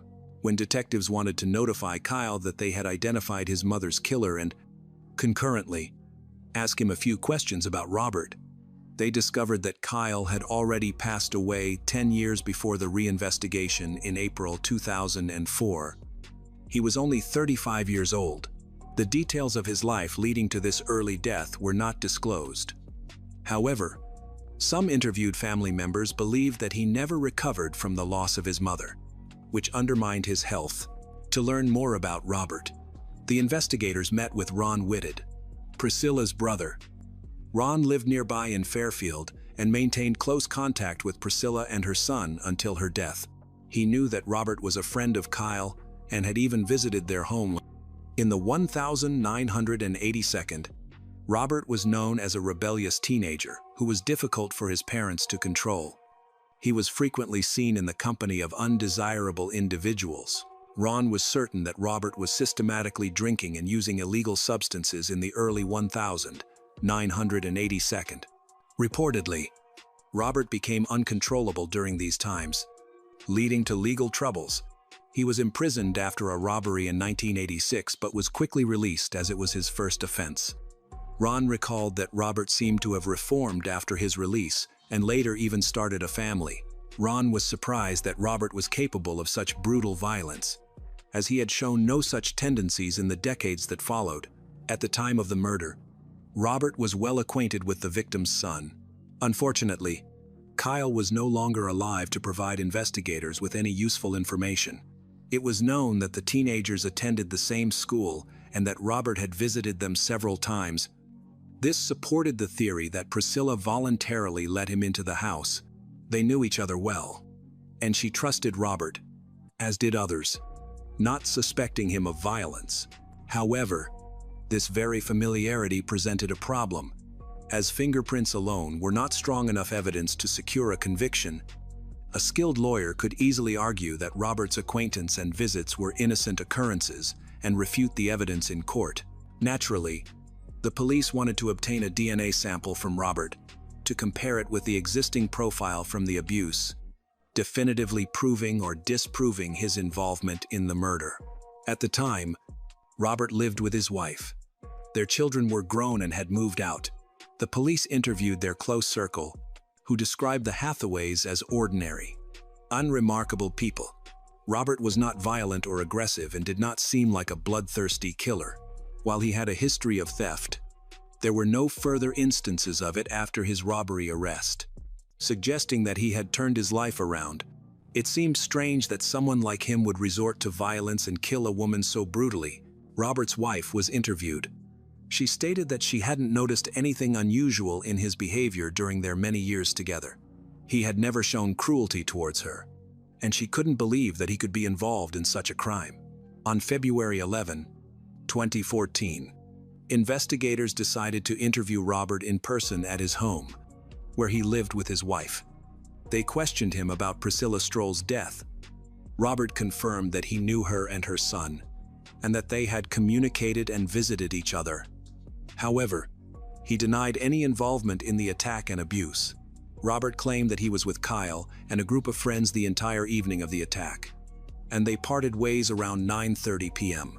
Before he went home, he cooperated with law enforcement, voluntarily allowing the police to collect a DNA sample without a court order.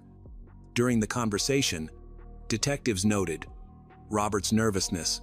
Although his demeanor and appearance did not immediately suggest a dangerous killer, ultimately, only DNA testing in comparison with the existing profile could prove or disprove his involvement. As the detectives left, Robert's wife emphasized her belief in her husband's innocence, suggesting it was all a mistake. She was assured that he would not face prosecution if the DNA cleared him. Following this meeting, the police immediately submitted the collected materials to the laboratory for analysis.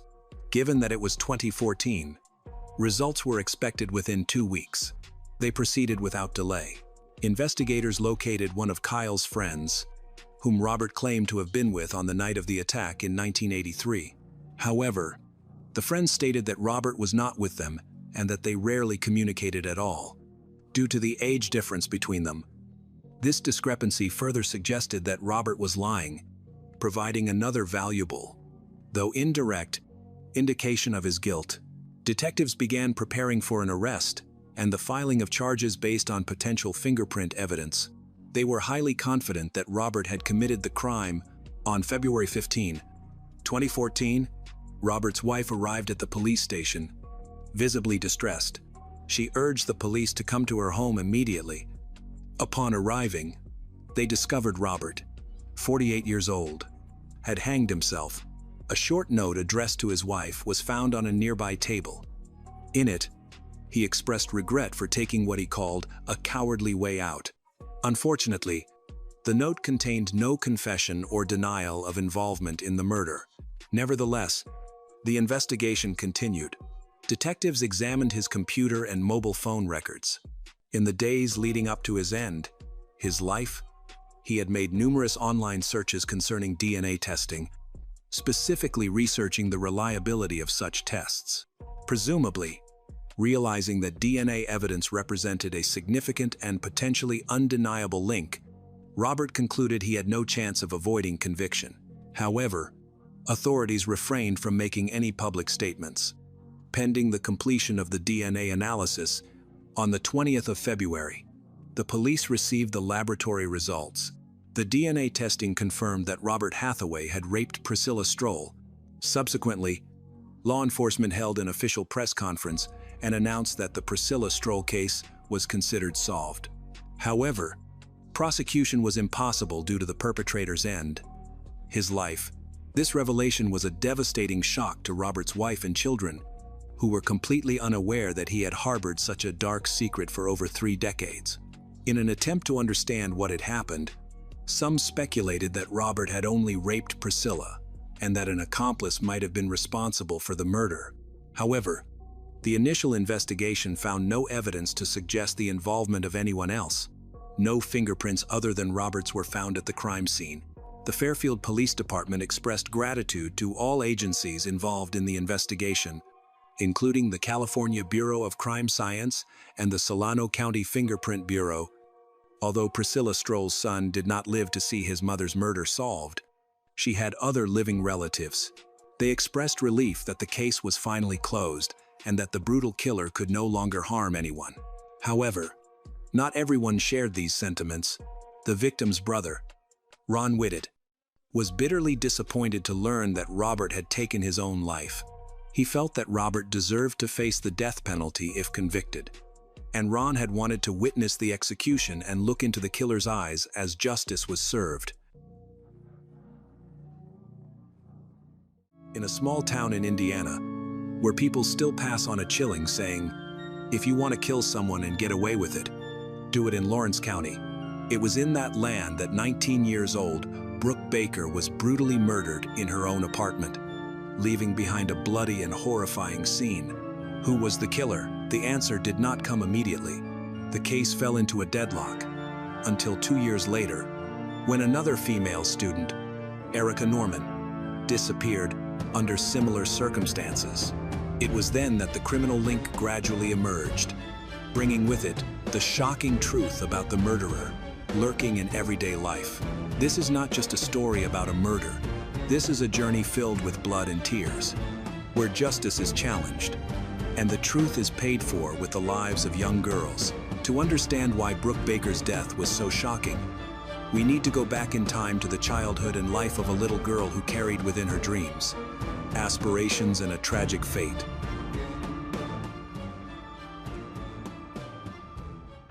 Brooke Baker was born on April 24, 1978, and was very close to her younger brother and parents.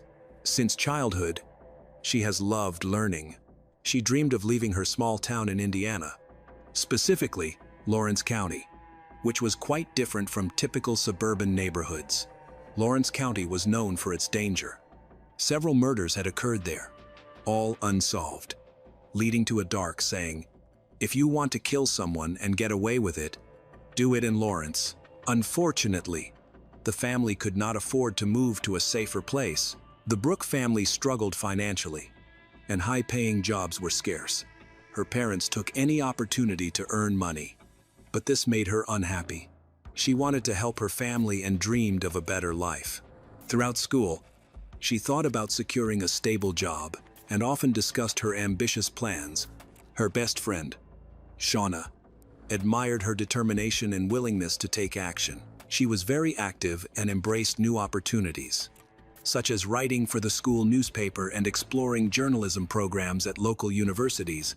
Shauna praised Brooke's writing after reading one of her articles, which encouraged her to pursue a journalism degree as a first step toward her career goals. She applied to the University of Vincennes in the small town of Vincennes and was thrilled to be accepted. Her friends and family were proud of her achievements. Once at university, she was eager to contribute to the university newspaper, a significant multimedia project for students. Shauna also enrolled at the same university, and they continued to support each other in their journalism studies while gaining experience in teamwork. Brooke maintained her close relationships with her family, and her younger brother Braun often visited her on campus. Even though he was still in high school, Brooke enjoyed socializing and had a knack for connecting with diverse people, which sometimes puzzled her friends. She casually dated multiple guys simultaneously, believing it was simply a way of exploring her options. After moving to campus, Brooke shared a room with a guy named Jason, and they quickly became friends, developing a close bond. However, Brooke soon became interested in another guy named Steve, who reciprocated her feelings. Their relationship developed over time but was marked by ups and downs, resulting in several breakups and reconciliations during their first year. Despite the turbulence in her love life, Brooke became the permanent editor of the student newspaper. At only 18, her talent was recognized, making her the youngest editor in the publication's history. During her tenure, Brooke's writing style evolved. She began to focus on complex and controversial topics, creating articles that provoked readers. While these traits may be useful for a journalist, her focus on sensational issues has led some to question her motives. There were accusations that she had intentionally infiltrated groups to gather information. Although this suspicion did not greatly affect her friendships, some people ridiculed her behind her back and accused her of fabricating information. As her sophomore year began, Brooke seemed to have found a compelling story that she really wanted to write for the paper. It all started back in the spring of 1997, when she first showed up on campus.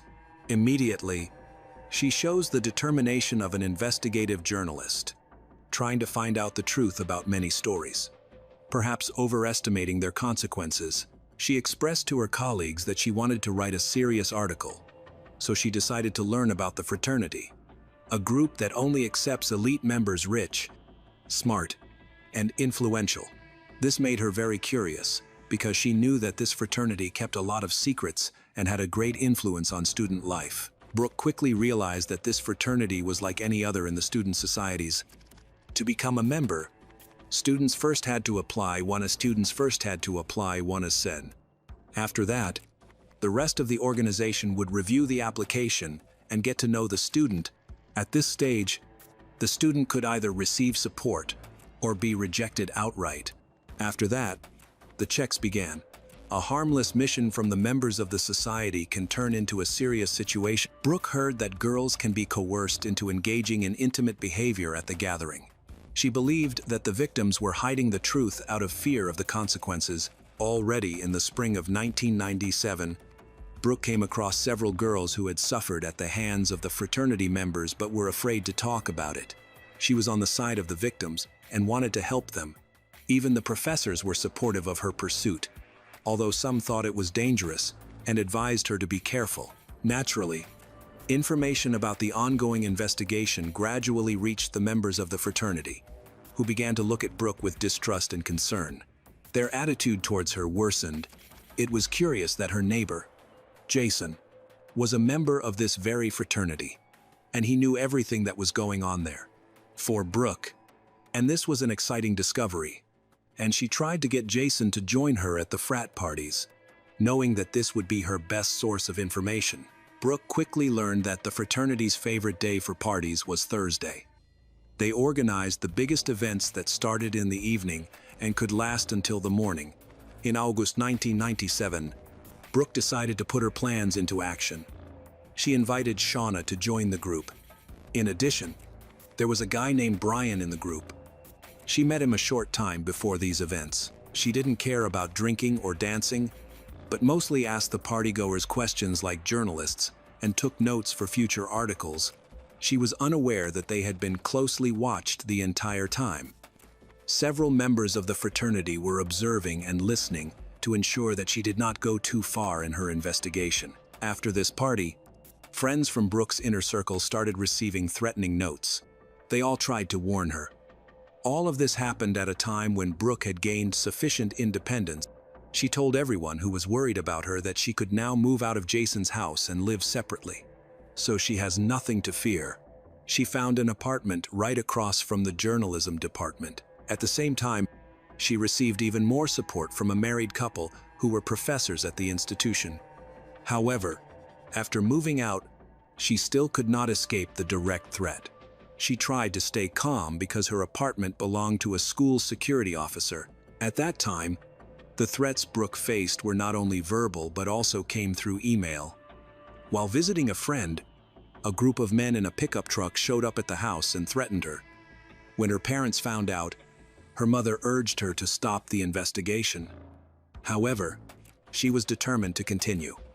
Members of the fraternity openly threatened her, saying she would face dire consequences if she didn't stop her inquiries. As the fall semester started in 1997, Brooke had moved into a new apartment, giving her a sense of relief.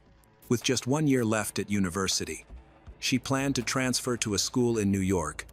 During this time, she mostly left her apartment only for social events and focused on writing articles to gain experience as a journalist. Brooke was deeply involved in investigating an incident involving a campus girl who claimed she had been assaulted and abused by a fraternity member. The victim agreed to an exclusive interview at the end of the second week of September. However, that meeting never took place. On September 7, 1997, the Indiana State Police received a call from Brooke's younger brother, Brown Baker. He told them in a trembling voice that he had found her injured body in her apartment. Braun often visited Brooke and had just spoken to one of her classmates, who complained about being unable to reach her. He promised to deliver some documents to her. When Braun arrived at her apartment and knocked, there was no response, but he heard noises inside. Using a spare key, he entered and found the apartment dark and quiet. Calling for her, he instead heard footsteps that suggested someone was fleeing. Assuming she was in the shower because of the sound of running water, he called out again but received no reply. When he noticed the bathroom door was slightly open, he went in to find a towel scattered on the floor but no sign of Brooke. He then entered her bedroom and discovered her lifeless body on the mattress, her eyes wide open and her expression frozen in fear. In shock, Braun immediately called the police, who then launched a murder investigation. Forensics determined that Brooke had been dead for some time based on the rigor mortis. They found no signs of forced entry. In the bathroom, investigators discovered a towel and a nearly empty bottle of bleach, both possibly used to clean the crime scene. A blood-stained knife was found under the sink, along with other bloody objects, possibly involved in the murder. The fatal wounds were to her chest, indicating that the attacker had used significant force. Signs of abuse were also present. DNA evidence and bloodstains from a struggle were collected. Brooke's body was sent for an autopsy while investigators began interviewing her friends and those close to her. Some friends, including her parents, wanted to see the scene for themselves, but police denied entry. During questioning, Braun mentioned Brooke's boyfriend, Steve Hoffman, who emerged as a primary suspect. Statistics indicated that many victims are killed by someone they know. Neighbors were interviewed, and the journalism department was shaken by the news. Many female students began avoiding going out in the evenings for fear of their safety, with pepper spray becoming a common item for protection. Detectives were reconstructing the events of September 6, 1997, a day when Brooke was particularly active. She visited several places, both on and off campus, and met Steve at 3:00 p.m. They spent several hours together, including time at a local fast food restaurant. By 7:00 p.m., another acquaintance, Biff Elite, had joined them. Biff was a friend of Brooke's, and they played softball together. They attended a small concert by a local band, which Brooke planned to write an article about. Later, around 9:00 p.m., Brooke arrived at a party where she encountered another acquaintance named Tommy. Tommy mentioned that they broke up after 10:30 p.m. However, by 12:30 a.m., Brooke was at another party and eventually left with someone named Brian Jones. Witnesses reported that Brooke was heading back to her apartment, marking the last sighting of her alive. The medical examiner noted that at least 19 hours had passed between her death and the time when Brian found her body. An autopsy revealed she had been brutally attacked, suffering numerous bruises and 13 stab wounds to her chest and back. With both lungs punctured, she had also been abused and strangled. The murder weapon, a steak knife, was found under the bathroom sink, and DNA testing indicated it contained blood and tissue matching Brooke. Despite testing biological fluids found on her body, there were no matches in the DNA database. Police questioned Steve, who denied having a serious relationship with Brooke, suggesting she might have been dating multiple people. His casual attitude towards their relationship raised suspicions about his involvement, potentially indicating a love triangle motive. However, he maintained a solid alibi.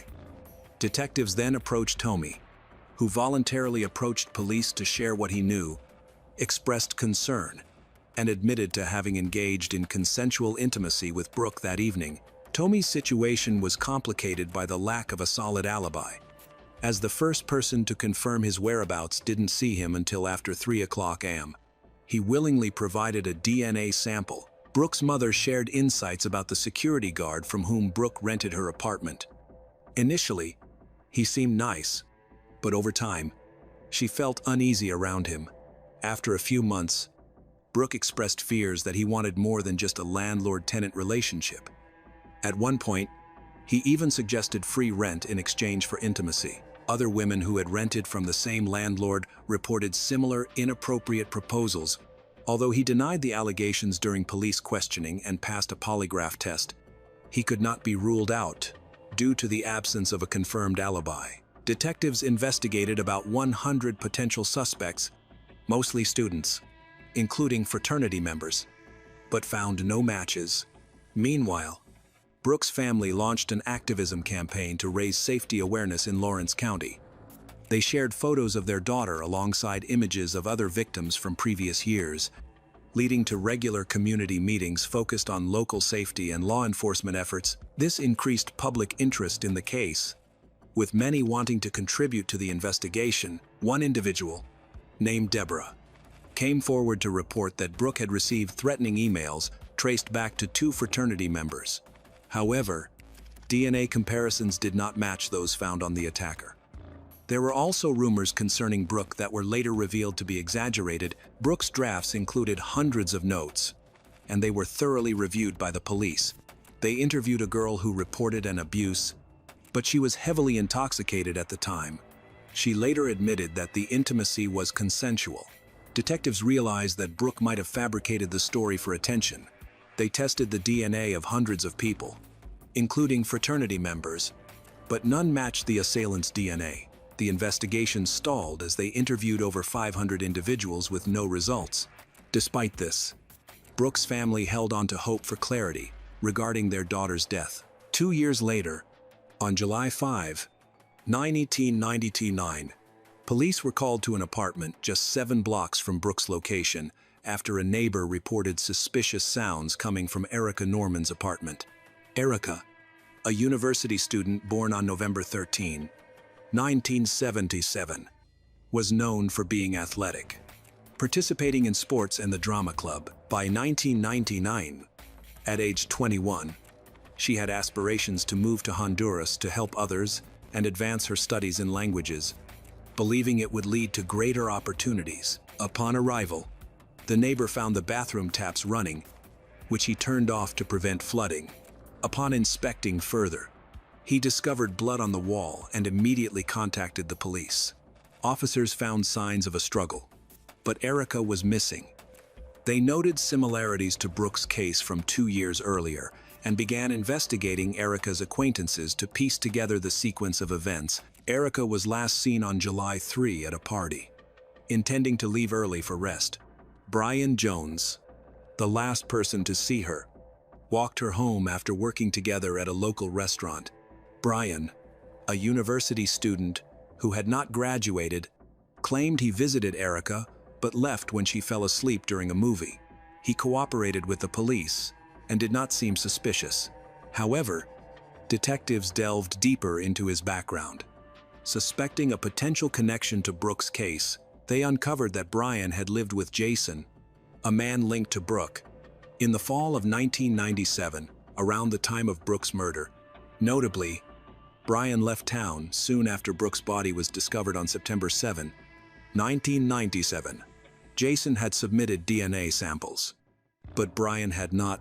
This withdrawal raised further concerns, especially when it was revealed that Brian had been fired from his job on September 10, 1997. Due to multiple absences, Erica's body remained missing, but Brian continued to cooperate with investigators, even providing the clothes he wore on the night she disappeared. Small drops of blood were discovered on Brian's shoes. To confirm that the blood belonged to Erica, DNA testing was conducted using samples from her parents. Meanwhile, Brian's clothing, which he had given to the police, underwent a more detailed examination, yielding DNA evidence. 2 days later, the lab reported that this DNA was a 100% match to DNA found at the scene of Brooke Baker's 1997 murder, indicating that both Brooke and Erica were victims of the same killer.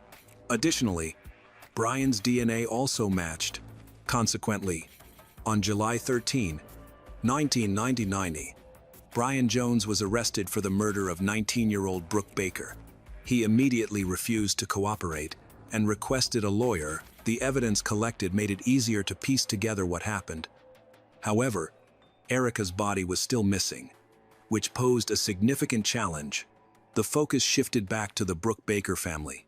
Her parents were upset, and her mother was so aggressive that Brian had to be brought into the courthouse wearing a bulletproof vest. In response to the tense atmosphere, he confessed to killing Erica and indicated an approximate location for the police to search, but they were unable to find her. He maintained his innocence regarding Brooke's death and informed the judge that he intended to hire a lawyer. A week later, on July 20, a man from Illinois contacted the police after discovering remains in his cornfield. The body was decomposed, making identification difficult, but it was suspected to be Erica's. A wallet found nearby contained a driver's license with Erica's name, which helped the police in the identification process. Blood from her was discovered in Brian's car. In December 2000, he was charged with another murder. During Brooke Baker's trial, the defense attempted to argue that the intimate behavior was consensual. However, Brian's story continued to change, and ultimately, after 5 hours of deliberation, the jury found him guilty on all counts. By this point, Brian Jones had already pleaded guilty to Erica's murder and received a 60-year sentence. Following the verdict for Brooke's murder, he was given an additional life sentence without the possibility of parole. After that, the campus killings ceased. The The police officers entering the apartment were struck by a strong smell of antiseptic. Inside, they found the body of a young woman on the floor. She had been badly abused. Her head was shaved. Her face was bruised. She was missing teeth, and her skin has many burns. The surrounding room was suspiciously clean, suggesting this was not a natural death. All the evidence indicated a violent attack and a subsequent attempt to clean up the scene. This was the beginning of one of the most shocking criminal cases in Malaysia's recent history. A case where the victim remained invisible until the very end, and the offenders had long been seen as respected members of society.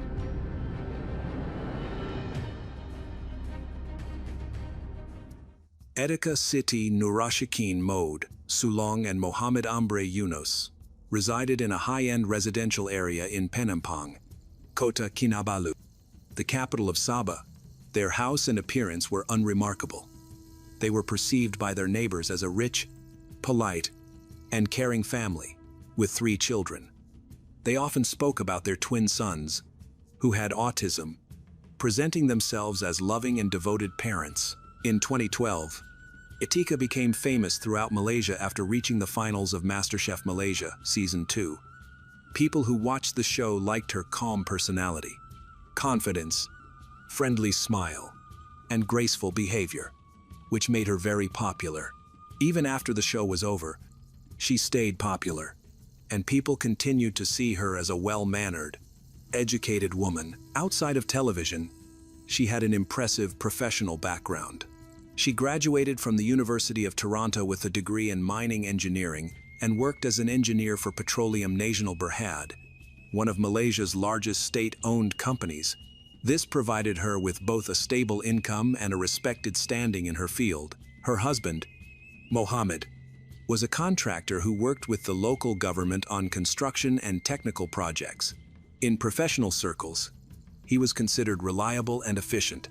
Though not a public figure, he was known as a man of action whose business connections secured the family's comfortable lifestyle. They seemed like a stable, respectable, and ideal family. The mother was smart, the father was rich, and their sons were well cared for. They actively used social media to share happy family moments and participated in charity, especially supporting neurodiversity and young people with special needs. Their appearance convinced everyone, friends, neighbors, and online followers, that everything was fine. For a long time, this public image worked flawlessly, serving both as a shield against unwanted questions and as a way to build trust within the community. At the time, no one understood that a much more sinister truth lay hidden beneath the carefully constructed surface. Nur Afia Daing Damin was born poor and immediately faced the challenges of being a woman forced to find work in another country. Like many Southeast Asian women who migrate for work, she left her rural home seeking a stable income and was prepared to accept difficult working conditions. However, her situation was especially complex. Even her nationality was uncertain. One source says Nur was from Bulukumba, a city on the Indonesian island of Sulawesi. Her husband, Askari, told a British news source this. This idea is supported by claims that she was Bugis, an ethnic group present in both Indonesia and Malaysia, but conflicting details quickly surfaced. Indonesia's foreign ministry said they had no official proof she was an Indonesian citizen. Also, Malaysian documents related to the case didn't clear things up. Although the documents indicated she might be Malaysian, neither Indonesia nor Malaysia accepted responsibility for protecting her. This uncertain legal status created significant problems for her. Because she wasn't officially recognized as an Indonesian citizen, the Indonesian embassy wasn't required to help her. Furthermore, Malaysia didn't consider her a vulnerable migrant needing protection. Another reason Nur felt isolated was because she was far from her family. She lived an 8-hour drive away from her husband and had trouble communicating with him. People later said they hadn't been in contact for months. Furthermore, her employers held her important documents, like her ID card. This prevented her from traveling or getting assistance. As a foreign domestic worker, Nur did not enjoy the rights and protections afforded to citizens, or even guests. This vulnerability significantly impacted her situation. At the time of the incident, Noor worked as a housekeeper for Atika and Mohammed. She lived in their apartment. She was the only adult in the apartment who was not related to the family. In Malaysia, domestic workers are tied to a single employer.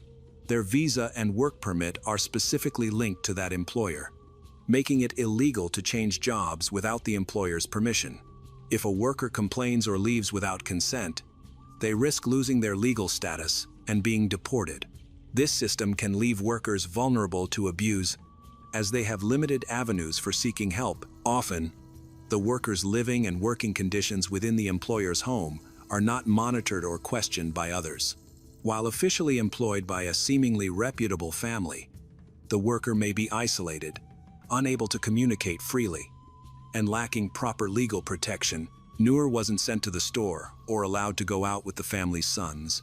Her being constantly at home became normal, and no one suspected anything wrong. On the 13th of December, 2021, Atika and Mohammed walked into the Kota Kinabalu police station.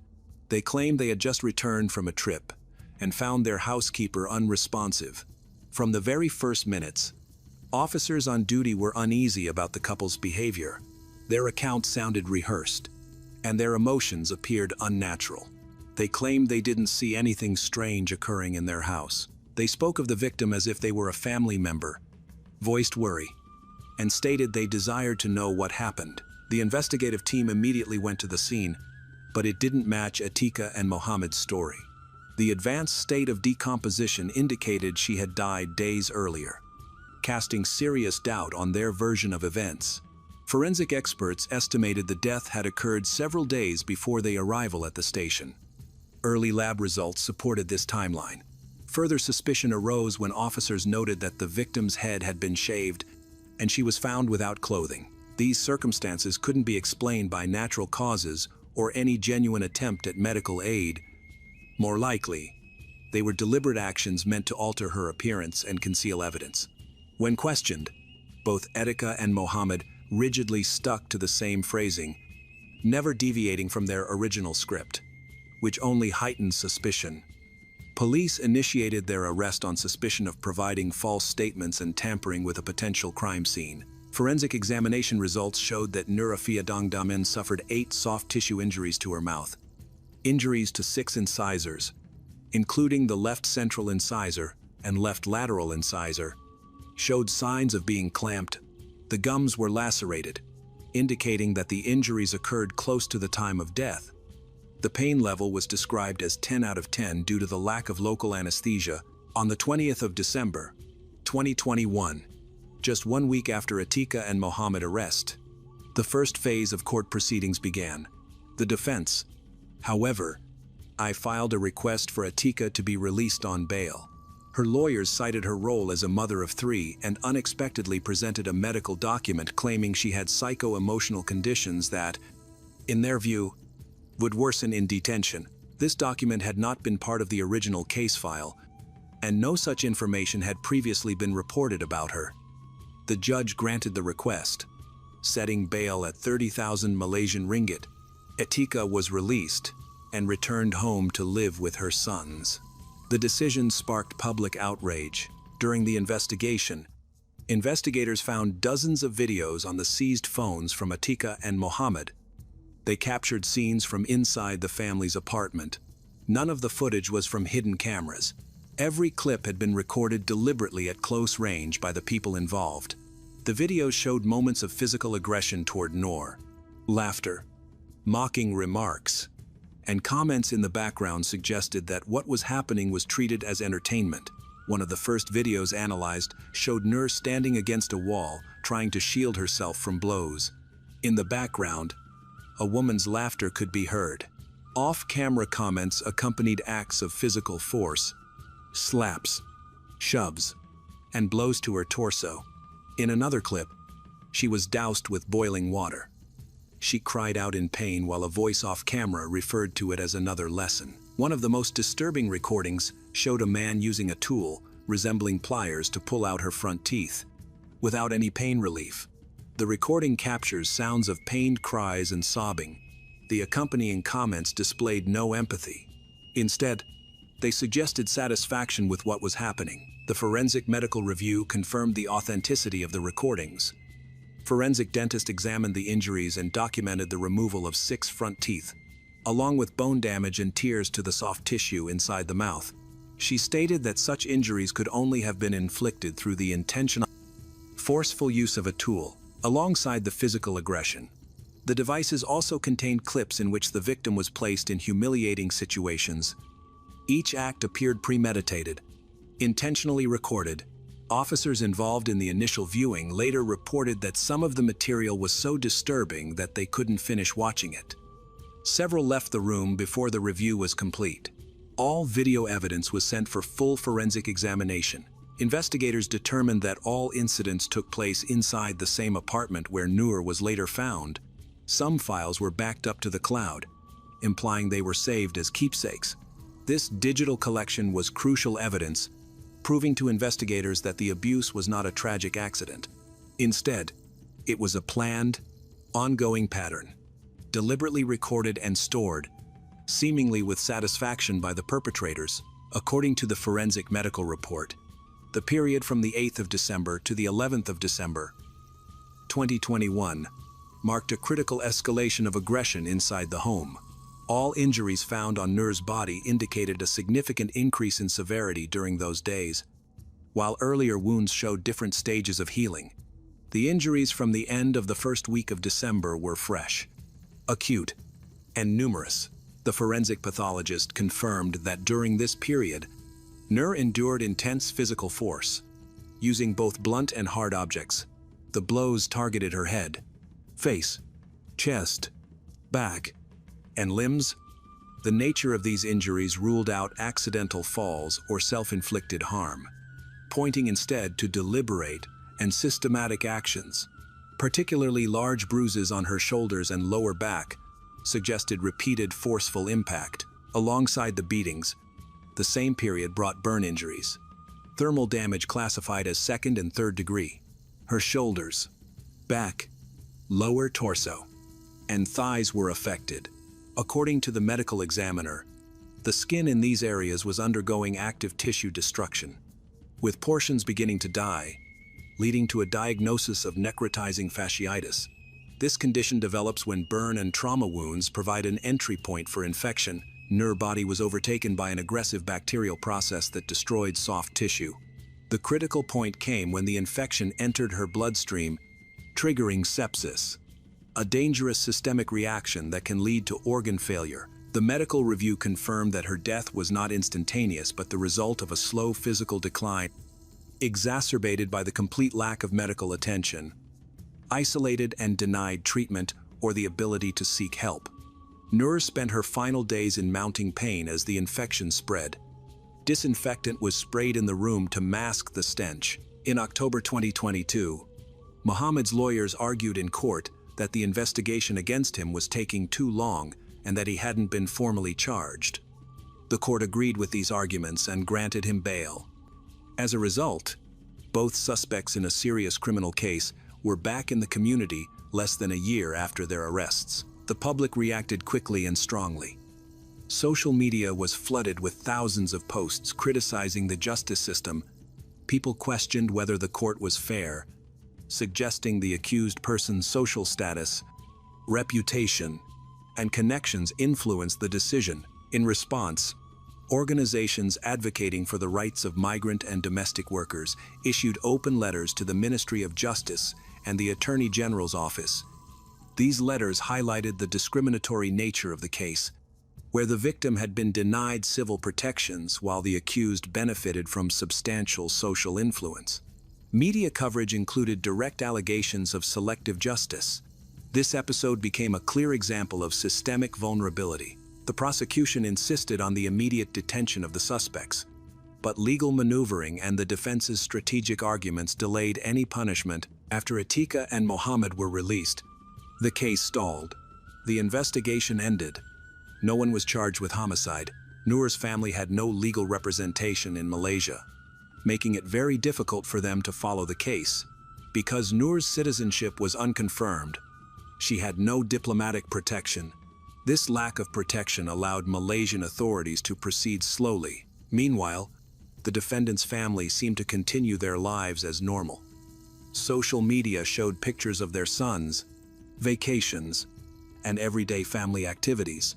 Although some information was made private, it appeared that their lives had not changed significantly. They could travel, I had access to resources, and were not under house arrest. Over time, public attention faded. News outlets shifted to other stories, and the case gradually disappeared from the headlines. Petitions and appeals that had once gathered tens of thousands of signatures stopped gaining momentum. This gave the accused a sense of security. Neither made any public apology or offered an explanation for what had happened. The case remained open until 2023. 18 months after Nur's death, the case went to trial, with Atika and Mohammed charged with premeditated murder. Their trial in the High Court of Sabah attracted considerable media and public interest. However, the trial was not broadcast live, and public access to documents was restricted. The trial focused on each defendant's role. Atika was portrayed as the instigator and leader, directing the events and physically assaulting Nur. Mohammed was accused of assisting in the crime, participating in specific events, and helping to cover up evidence after Nur's death. In court, both defendants remained composed. Atika refused to comment, stating only that she had no intention of killing anyone. Mohammed also refrained from making statements, but his facial expressions and demeanor betrayed no signs of remorse. The trial lasted several months. Public attention would spike each time local media published short summaries of the hearings. Civil society groups and human rights organizations continued to monitor the case, insisting on transparency and opposing any attempt to downgrade the charges. In July 2023, following a lengthy trial involving hearings, evidence review, and expert testimony, the judge announced the final verdict. Atika Siti Nura Shikin Mod Sulong was found guilty of premeditated murder committed with extreme cruelty. The court stated that her actions were planned, methodical, and intended to inflict the greatest possible suffering on Nur. Mohammed Ambre Yunus was found guilty of being an accomplice. The court concluded that he actively supported the crime and directly participated in the abuse. Although Atika bore the primary responsibility, the judge stressed that Mohammed's involvement was significant. Both Atika and Mohammed were sentenced to death by hanging, the maximum punishment under Malaysian law for premeditated murder. The judge emphasized that their actions not only harmed Nur and her family, but also damaged confidence in the domestic employment system and the legal safeguards for vulnerable people. Following the sentencing, the defense announced plans to appeal. However, as of the end of 2023, the verdict remained in place. Advocacy groups observing the case expressed relief that justice had ultimately been served, despite the lengthy delays and attempts to influence the investigation. After the trial, a delicate issue arose: what to do with the body of Nur. Although she had died almost 2 years prior, her legal status was unclear. Following the autopsy, her body was stored in the morgue at Queen Elizabeth Hospital in Kota Kinabalu. It remained there for over a year and a half, because no country requested its return. Her relatives in Indonesia could not afford to travel to Malaysia or arrange for the body's transportation due to financial and legal limitations. An advocacy group fighting to protect the rights of migrant workers launched a campaign to restore dignity to victims. They sent an open letter to the Ministry of Home Affairs and the Indonesian Embassy, urging authorities to ensure that the deceased would not be forgotten. Due to increased pressure from human rights organizations, Indonesian officials finally intervened. At the end of 2023, Nur Afia Dang Daman was officially recognized as an Indonesian citizen by descent. This decision was important for processing the necessary documents to move her remains and begin the repatriation process. After all, formalities were completed. Her body was handed over to consular representatives. In January 2024, her remains were flown to Indonesia and buried in her mother's hometown. Although simple, the farewell ceremony had deep symbolic meaning. The ceremony ended the long and painful period when her body went unclaimed and unrested, prolonging the suffering of her loved ones. After the sentencing, a campaign was launched to remove the crime from public memory. Etika's relatives tried to maintain a positive image of her. They posted photos of her sons on social media, hinting at injustice, but never mentioning the details of the case. Some of Etika's former charitable projects were restarted with new names, but the same people involved. This allowed the family to continue gaining support without publicly discussing the trial or the victim. Many saw this as an attempt to improve their image in the media. Local media coverage of the case decreased significantly, and comments mentioning the crime were regularly removed from online platforms. Meanwhile, Mohammed and his family remained completely silent, only filing an appeal. The death sentences remain in place, but in Malaysia, their enforcement can take years. Officially, the case is over. In reality, it is simply paused. Noor's family has received no legal compensation, nor any official recognition of their rights. After years of appeals, a new development took place.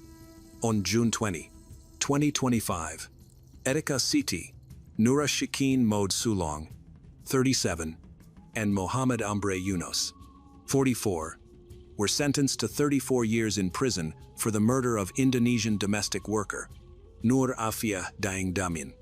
With Mohammed receiving 12 strokes of the cane, the Nur Afia Daeng Damin case is a tragedy that exposes the disturbing underbelly of modern Malaysian society. Under the guise of a perfect family, Etika Siti, Noura Shikin Mohd Sulong and Mohammed Ambre Yunus caused the heartbreaking death of a vulnerable migrant worker who had no protection from the legal or social system. The 34-year prison sentence is a step towards justice, but it does not erase the pain of Nur Afia's family. Nur Afia's story is a warning of the precarious situation of millions of migrant domestic workers across Southeast Asia.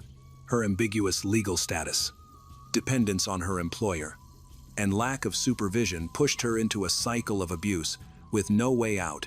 The case has sparked heated debates about labor law reform, calling for better protections for migrant workers, including access to legal aid, monitoring of working conditions, and the removal of regulations that tie them to a single employer. The case has also highlighted the power of digital evidence in exposing crimes, but it has also raised questions about how easily societies can be fooled by the perfect images on social media. Etika and Mohammed's ideal family image masked a horrifying truth, leaving the community unaware of the signs until it was too late. Human rights organizations continue to call for transparency and accountability, ensuring that similar tragedies are not forgotten. While justice has been served, the journey to change is far from over, and efforts to reform the system have been slow. The Nur Afia Daeng Damin case is not just a story of a crime, but a call to action, to build a more just society, where the most vulnerable are protected and respected. Only when these changes become a reality can Nur Afia's tragedy find true meaning, ensuring that she is not forgotten and that her story will spur a better future.